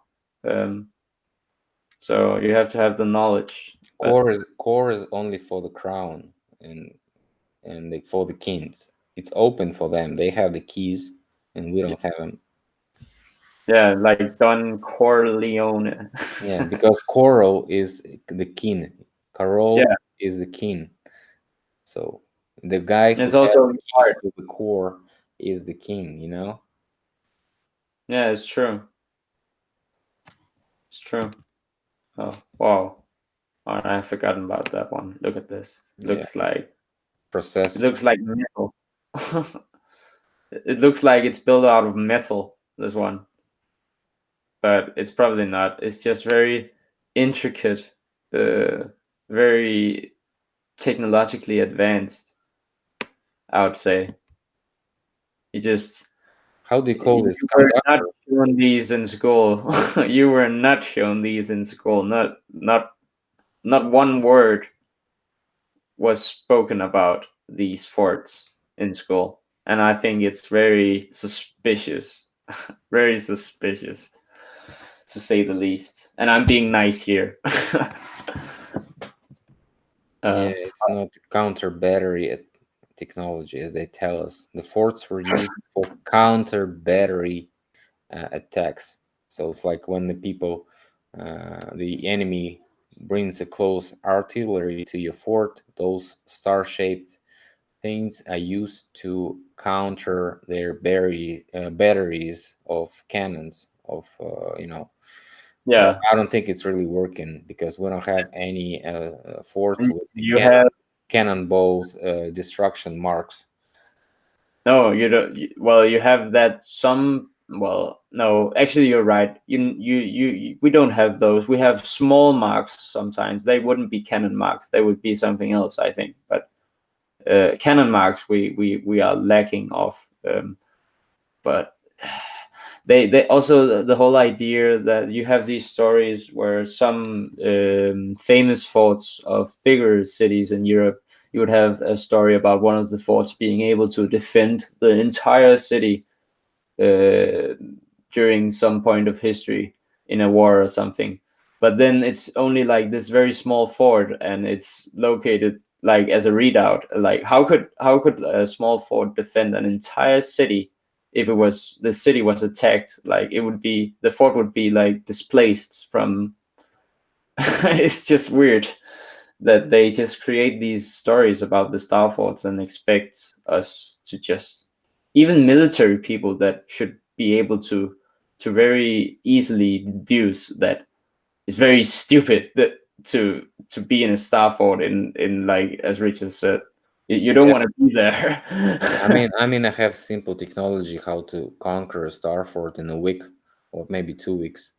Just Yeah, just bring some weed and burn it close to the star fort so the wind can blow it, and they're gonna be eating all their resources in a week, and they don't have any resources, and they will give up. yeah, That's it. exactly. It's very stupid. So, so I guess we don't know. It's an intriguing mystery still, the star forts. But I think we will soon solve. I think it's like the next thing we're going I mean, no to joke. What do you solve. see on in all those historical paradigm pictures and movies? What do you see when the forts are surrounded? You see all those fires, people starting fires, and maybe what are they doing with these fires? So they, figured out how to start a fire, but they didn't figure out how to smoke those people in the star fort, right? Just Mm, figure out where the wind blows, put some trees, all those grass, dry stuff, and dry and not dry, whatever. Just pull it all together in this huge fire and smoke them out. yeah, yeah, I That's see. it. That's easy, That would be easy. very easy. Yes. Yeah. So just a couple of weeks of smoking out, and all those people were gonna give up because it just Yeah. don't make any sense. No. So of course everybody was out and everybody was fighting in the fields and they were trying to prevent the invasions, and I Yeah, think, I guess they were protecting the Star Forts, right? And that's why we see all these military battles around Star Forts because it seems that they were military targets yeah, always. of course they're the targets. Yeah, they're the targets. But why? They must be very valuable, right? Yeah, you control the propaganda, you control the technology. If you control the Starfort lines, because they Yeah. call the lines and lines, because why the lines? Because the line is the railroad or some tunnel which is connecting the stations. And the Richard's theme. Also, I'm be talking about those names because in Russian we call them stations, and Yeah. stations could be like a gas station or railroad stations. Yeah, also electrical because you have the four first letters stat as in static electricity perhaps. Static, but what is the static electricity without the station which collects it? Yeah. Yeah, yeah, I get what you mean. In the stat iron, it's like Yeah, an iron collector or something. I don't yeah. know. We Yeah. call it станция in Russian or станица. Станица is a small unit of town. So Oh, like okay. so probably it's the same type of route as always, and we have it all around. Oh, So like yeah, star is also станица, star for also have this star in the first three letters, and so the yeah. route is the same. Станица, станция, station, it's all the same route. It's interesting. That's very interesting because maybe like those ideas are very, and also because we know so little of the actual stars in the heavens. Yeah, like you said, the emperor's name was Valdemar, right? Yeah. And how do you translate it? Valdemar. Uh, but it has. Well, I don't know actually. I But don't. if you say the Russian original of this name, it's Vladimir. Oh Vladimir. yeah. Okay. Vladimir. It's the owner of the world. That's it. Oh, interesting. So I also live on a street named Valdemar Street. Just coincidental. Vladimir and Valdemar is the same name. Believe me. Yeah, I guess I can see that. And It's just like when you have some uh, Arabian guy trying to speak your language, you have this resonance, which is like accent, and he cannot pronounce all these letters Mhm. as many French cannot pronounce R like I can. So Yeah, yeah, yeah, the yeah. I same get your about point. So Americans also don't pronounce R, but they can say it like when they uh, talk in Mexican language, Mexican accent, they pronounce it the R, and Russian, so they can say R, but they don't use it. And Jews actually don't use R also no, in. that's true. That's true. And the Spanish populations, they also have all types of different uh, Yeah, so art. it's Arr, arr. it's a problem of accent, man. So Yeah, it's because they split and divide the people. yeah, and the language is where they start. Is the source. Who wants the union of stations, right? Who wants it? Nobody wants it. They Well, want us to the great. starve in the star forts, right? Mm. Because what do you do in the star forts when you're surrounded? You starve. Yeah, you starve the starving people. Well, look at this one I found recently. And this is a large pyramid, I think, because look at if you compare it to the houses right next to it. I don't think they would create such a large pyramid if it wasn't very large. So this is in Sibinice in I don't know how to pronounce it. It's in Croatia, or in this time it was Dalmatia. So I think it's very interesting that there's this very large pyramid here, Hmm. Colina Pyramid. Yeah, look at those terracones all around. These are mining terracones, guys. Oh yeah, It's just the mining evidence everywhere. And the factory was in this pyramid.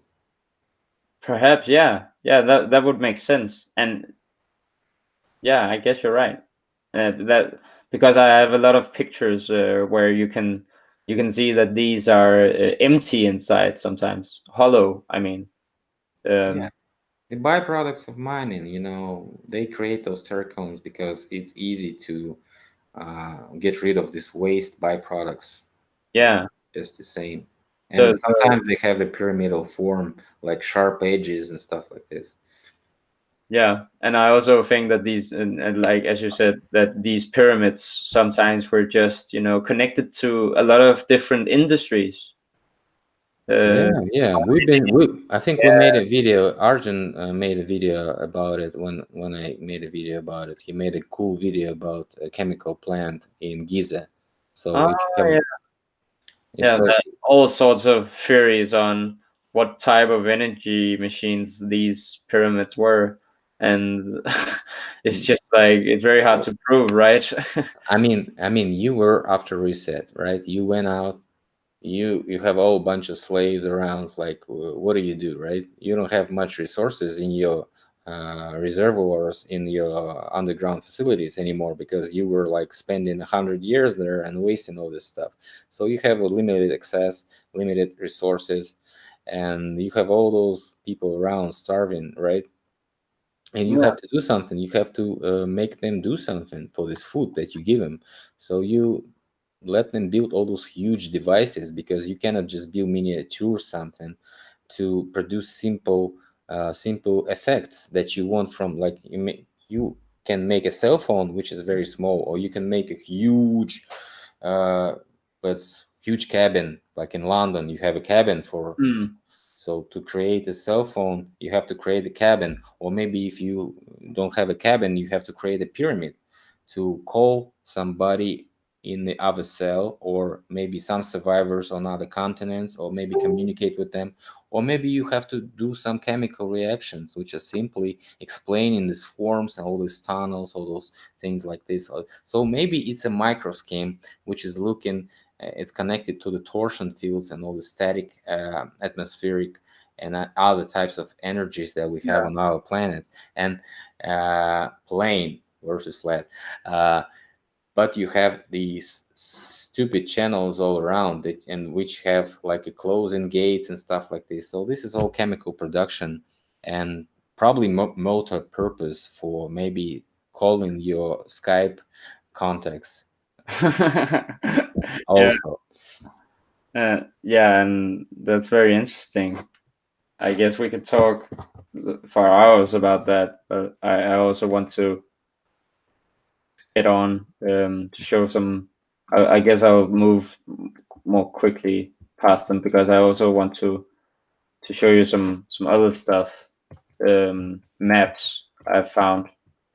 But I wanted to show these forts because they are just amazing, and I'll link the book and you'll get to Yeah, see. yeah, we can just, share those pictures and not Yeah. waste the people's time. Just get to the important parts and maybe finish this chat with this resume that we have to film more, guys. You see, just a person, just a young man, 25 years old, student, he's getting this material. Look how many material he got. He just, started. He just started and he got all these pictures that nobody ever saw. Like, I mean, and so many proof in these pictures, and Yeah, it's easy at to least it do. shows another reality, right? Uh, it's like this hidden we part of can we history. can talk an hour about each and every one, so we can spend the whole year just talking about his pictures because they are interesting and really nice to research. And you can do the same. You can find your own books, your own pictures, and present to the people, so we can, connect the dots actually. Like, Yeah, and yeah, I want to. That's also my main. I want to inspire people to do that as well because the archives are just full of interesting stuff if you know what to look for. But you got to know what to look for because then if you if you see a unicorn on a map and you just go like, okay, that's just a guy's crazy imagination, and then you move past it, then you're not probably not going to find too much. You have to be like uh, willing to accept another reality because people fought very differently, it seems. Very differently, like everything was different. uh, people are passing those buildings each and every day and just not caring. But we show them what to look at, and they start and looking at it, and so many people filming it. So it's yeah, like, and those evidence in the books is very astonishing. In fact, what Martin does is like showing all those ancient books, and I think it's very fine for people to see these pictures, to make their own decisions on how fake or real yeah, the information and official narrative is.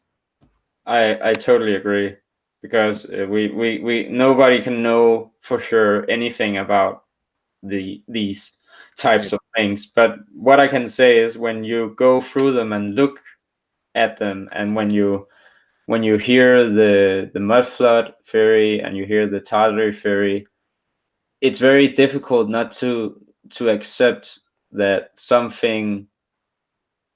there is something very real to at least the mud flood theory and Tartary. Perhaps we have to study a bit more to say conclusively what happened, but it seems very promising that we find all this evidence right now, and we have evidence also from the modern times, CIA documents talking about falsifying history and erasing Tartary from history and how it was. This dragon that's flying in the air is also, people wrote me in the comments, you talking about the dragons, man. You're crazy. Like, you breeding, the Chinese were breeding dragons. Like, I said, no, not only Chinese were breeding dragons, everybody was breeding dragons, but It's Chinese were really good at it, you know. Yeah, and I think they are alchemical creatures. The alchemists were able to breed them, and what you see in in Harry Potter basically is very. I think it's closer to the reality of the old world people, uh, and that's just nuts to say. I know, but that's what I believe that after going through all this because it's very easy just to say, well, they are just crazy, they are just on acid, they are tripping balls, and Like Alex Jones in Joe Rogan's show, for how many hours they had it live stream, and it started with this stuff about conspiracy theories. And like he said, like there's one side when people just believe that everything is false and everything is fake, everything is made up by yeah, government, and the other side is totally indoctrinated and believes everything mainstream says, and says, no, you're wrong. Look at the WikiLeaks, Wikipedia, look at the encyclopedias, look what the science says, and all this stuff. So they say like we are in the middle, but I don't want to be in the middle. I want to be hardcore but true. Like I don't want to be bending down towards like people try to actually they want to start to call you names as long as you proceed towards your progress, right? Yeah, And you're gonna have all this hate too if you always. go It's public. So get ready for like this built hate. into our lives that if you do something right, like the real right, like spiritually right, you're gonna get hated for it. Uh, so oh, this one is from a real book I have. This is a photo taken by me, and it's a Christian book, and you just casually have this giant knight among these people. I thought it was amazing when I first saw it. But in and I don't think this book is too old. It's like perhaps 250 years old. So it's very interesting. You can just find this stuff.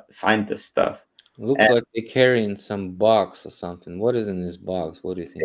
it looks like some type of Ark of the Covenant type Looks of like device. maybe this is a part of somebody's body, like a hand Very or something. small body. No, no, I mean like Oh, part.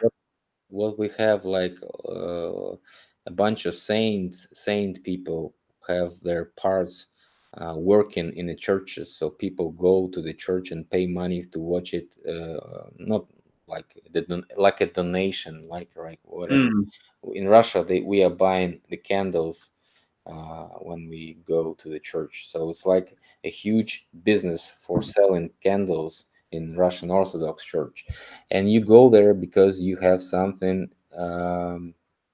like spectacular, like extraordinary. So some picture with we call them icons, maybe can come to your town, or maybe some part of the body of somebody, like some sane person, or like mm. Saint Nicholas, right? Or I don't know who.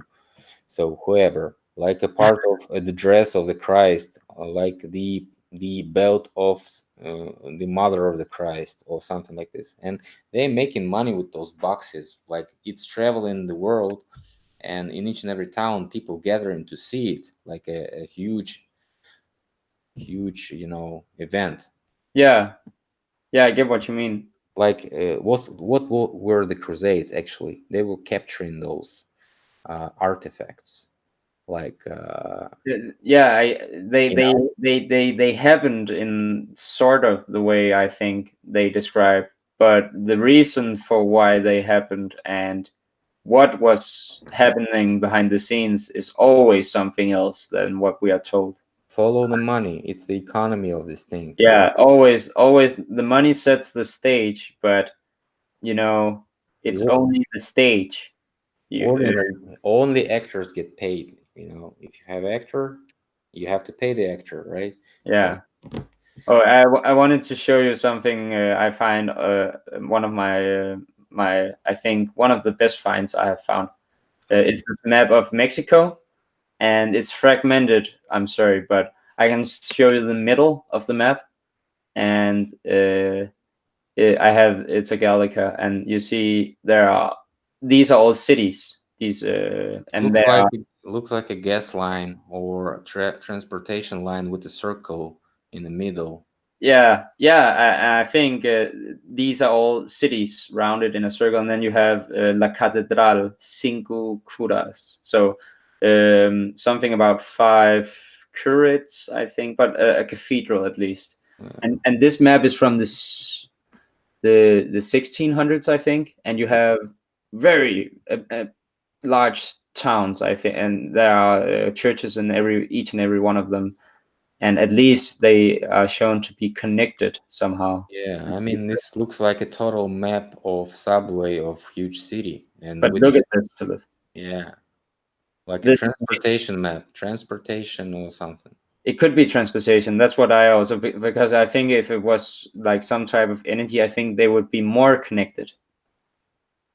I think they would be connected, like all of them You between. can be connected through the transportation tunnels. Yeah, yeah, you could. But I think if it was something, If you have a mountain in the middle of two towns, why don't you, just, walk around the mountain? So maybe this can yeah, explain why those like two, three are not connected, but they are close to each other. they're They close. connected from the bottom, and this makes sense only if you have mountains or something like this in the middle, Yeah, yeah. I guess I see your point. or rivers or some something like They but seem to be also going around the mountains. yeah. So you Yeah, have a landscape, so you have to deal with the landscape.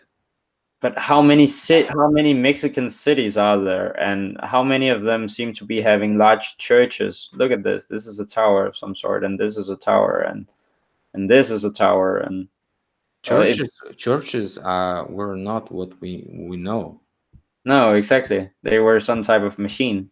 Yeah, that's why the priests look like electricity workers. Yeah, and in this book from Joseph Farrell, Babylon Bangers, he goes on and on about music and how they were like radio electricians. And Frequency stations, radio stations. yeah, and you know, in the Catholic Church, they have canon law, and it is known as the law of the air.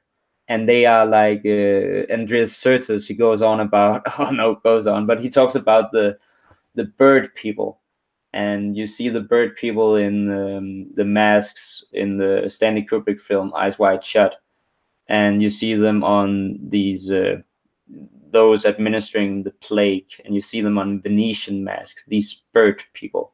Yeah, I mean, you mean the crow people that I'm talking about?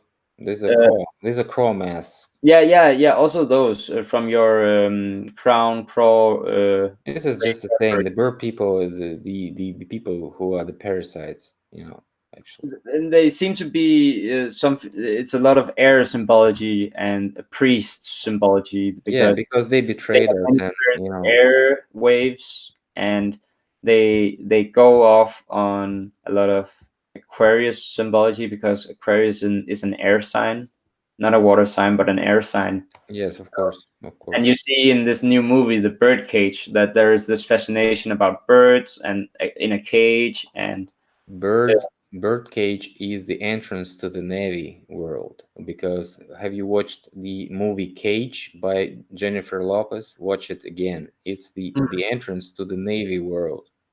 So I'll do that. I'll try. Also, because I have to rewatch some of your Navi stuff to remember what's it. oh, What, you just watch the Cage one and you ask me some questions. I think you okay. you you understand what I'm talking about. So Navi is the world of our. We can enter through the dreams, and you can enter through the cage, the bird cage, Uh, so-called bird cage. that's interesting because all this bird symbology seems to be that there's a subterranean element to the bird. Cage representing lack of freedom. So you close your something in a closed space, and you meditate and you go to the Navi world. That's Hmm. why you find so many ancient guys in Asia which were closing themselves like yogas and closed poses and covered with rocks and just not moving like Yeah, it's interesting because they I call it like how they call it some type of position siddha or something like this in Sanskrit. So it's like yoga people know it. hmm, also very interesting with the the Aryan Hindus, um, Yeah, who they were. because they have this legend and it's perfectly clear if you read their books. They say the white gods came from the north Yeah. and taught them things. And we know as the Dravidian War when we came and freed those people from Kali Ma priests. The Have you watched Indiana Jones about the Kalima when he went to some Indian Yeah, temple? yeah, yeah. I remember the This is scene where they eat all the yeah, stuff and stuff. heart eating, monkey brain eating. Yeah, yeah. So it's like funny movie, but actually it represents this cult of Kalima. Mm. It's like a underground movement of Indian priests, and these Indiana Jones appeared to, you know, Yeah, change their plans of conquering the world again. yeah, yeah. Also, look where India would be on this map. See all these islands here? Hmm. Indonesia and Yeah, but aren't there are very there's a lot of them. Look, uh, very like I think some of these are not supposed to be here. I think, and also Australia. But I just I got to think about Lemuria here when I saw this on this map, so yeah, probably because Indonesia, and and Japan, and North Korea, maybe Australia, and maybe New Zealand. see, I think this one is Australia and this one New Zealand, and New Zealand looks very large comparatively to today, and Australia looks like it has just been broken off from Terra Incognita or Antarctica. And there's this island down here as well, very large island, very close to Antarctica, and I don't know what it is. Um, so I think these are some of these are unknown islands to us, I think. And look at Africa, all the rivers running through it. Like what was that? This would be Barbaria, and Europe is completely in islands, and also Asia. Is this post? Whose map is this? This is a very interesting, also Japanese map from the 1600s. Mm.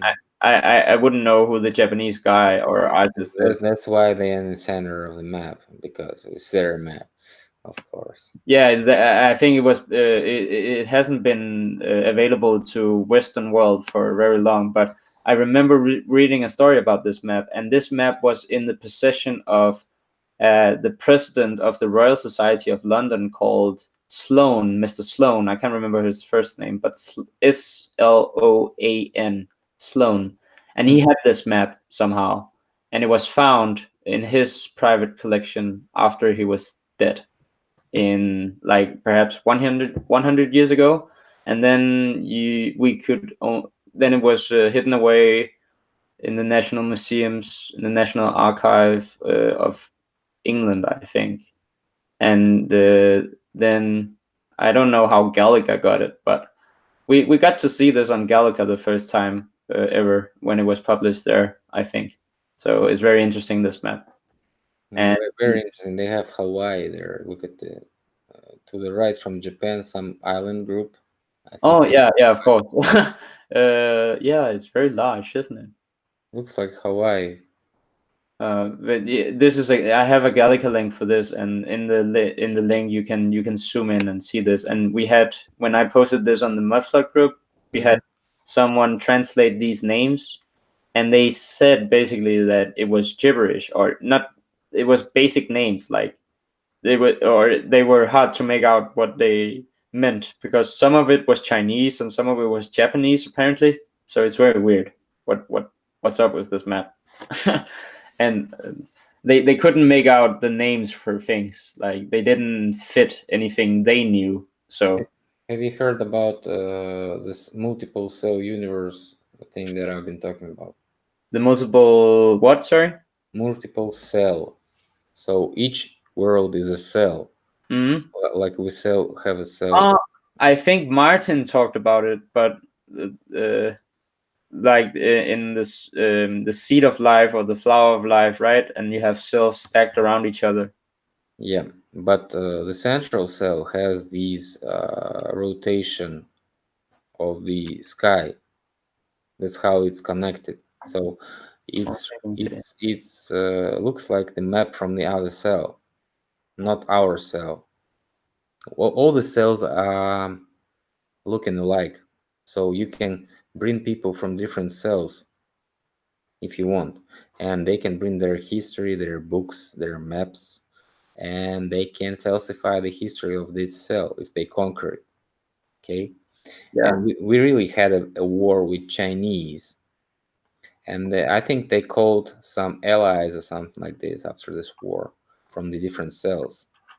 We figured this with this thing is coming and close the gates which were connecting the cells, but they still got here, and they took over the Asia first, I think, then Africa, and then they took off what we know as Europe, and Mm. then they got rid of Tartaria. Yeah, So, I think that would make sense because and that's why they want the Tartaria thing in China right now to be their national paradigm. They pull in that the Mongolia is close to them. They pull in Mongolia in their hands and like not letting go, and they pull in Mongols to Tartars as the world invaders, as the Chinggis Khan Empire and all this stuff. So this is everything was made up in 19th century, and yeah, all I these think theories were made up in 19th century and the beginning of 20th. So who knows actually? yeah, it's that's what we are finding out, right? That's what we're researching. Yeah. But yeah, I just wanted to see if I had anything else. This fascist monument in Baltimore. Wait, I have. I mean, Martin showed some picture that he thinks is a fascist in Chinese book, Yeah, but but look, you have the fascist years with the Griffins. I think that Chinese fascist was actually the Chinese gun, which I also uh, Mm. found out looking pretty But much the same, but the yeah, fascists look they could different. be.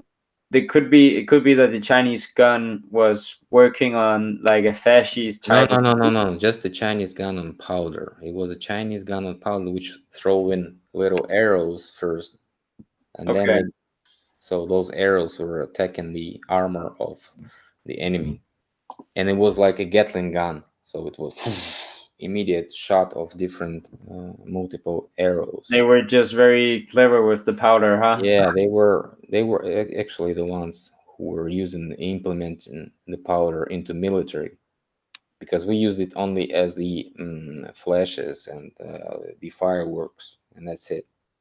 Yeah, yeah, and I think I have a lot of books. When I search on Gallica, I search like fireworks word, and I used another word. We had our stuff working. We didn't need any powder weapons, so But what I nobody see, can attack us. And what I when see in the books is what is that you're right that always when you have this fire military, the Tatars are connected to it, and that's why I guess you have all these stories of hell about them and how they were so brutal in wars because they were able to create massive explosions with yeah, their. they were controlling the fire. And actually, what about Greek fire? Have you heard about it? Yeah, well, we call them Roman fires in Denmark. The Or fire that you cannot shut down with water. So you flow the water on the fire, and it's even growing more and more. oh, yeah, I've heard about it. It's interesting. Very It seems interesting to be technology. overall technology, kind of. But yeah, I think. Have you I, seen? I mean, I'm not in the fascist theory throughoutly, but I think it needs to be researched because uh, I don't support like what uh, is a cargo code fascist, like we have it in No, no, like Mussolini times and all those pictures. So it's not like throughoutly used.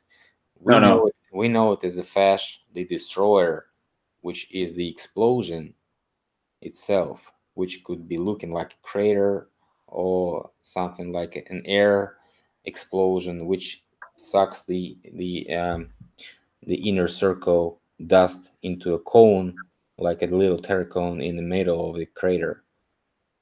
So Yeah, this is what we call a fash, but really those Roman warriors and the antique time sculptures have the fasces with the X inside, which represents something.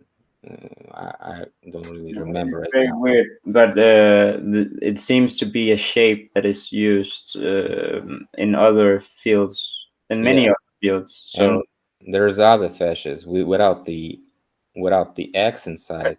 and there's also the fascist lasers of today. They have the exact same, shape, and you have cables with the copper inside laying in that fashion as well, and you have Yeah, looks the CERN form and then is like this octagon. Kind of reminds me of the fascists as well. That a lot of things that reminds me of that shape actually. yeah. It just not only symbolism, but could be used as a cargo code. Uh, Yeah, I agree. And the just Templars have this thing with it as well. If you, um, because how else will they fool the people?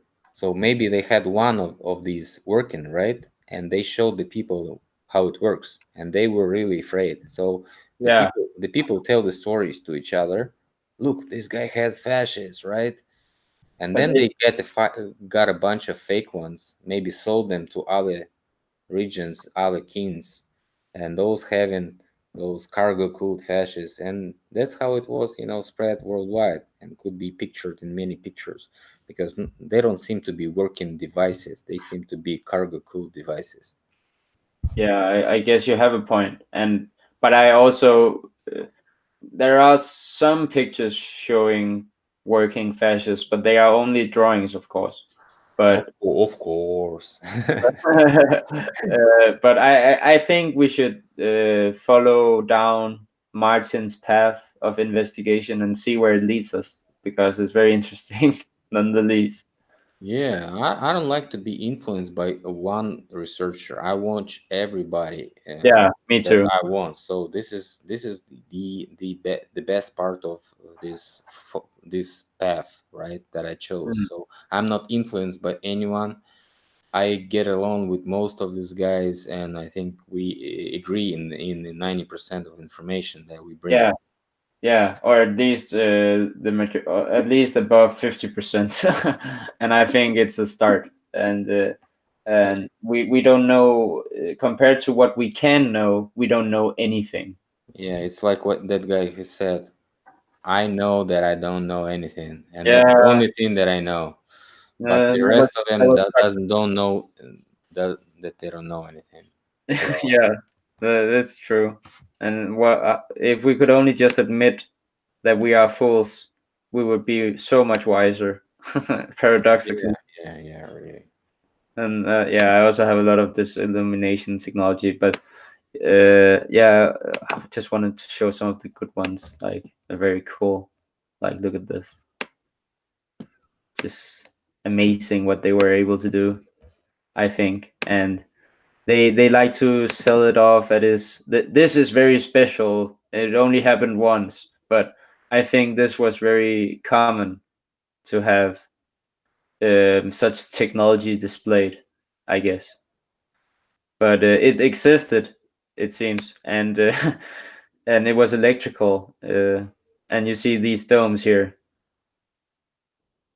and you see water. I don't know. Well, there is water sometimes connected with these technologies, and I have a book about um, artificial fires, and it talks about how many of the artificial fires of the Tartarians were water powered. So water powered electricity. Even still water, like water from a lake, were harnessed on the spot to make electricity somehow. I don't understand much of it, but it's very interesting that they would claim that. Um, yeah.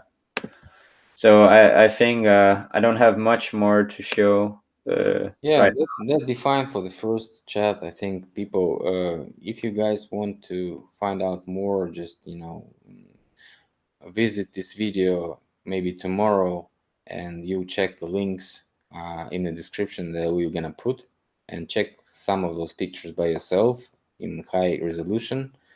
and maybe ask some questions if you want to ask them, of course.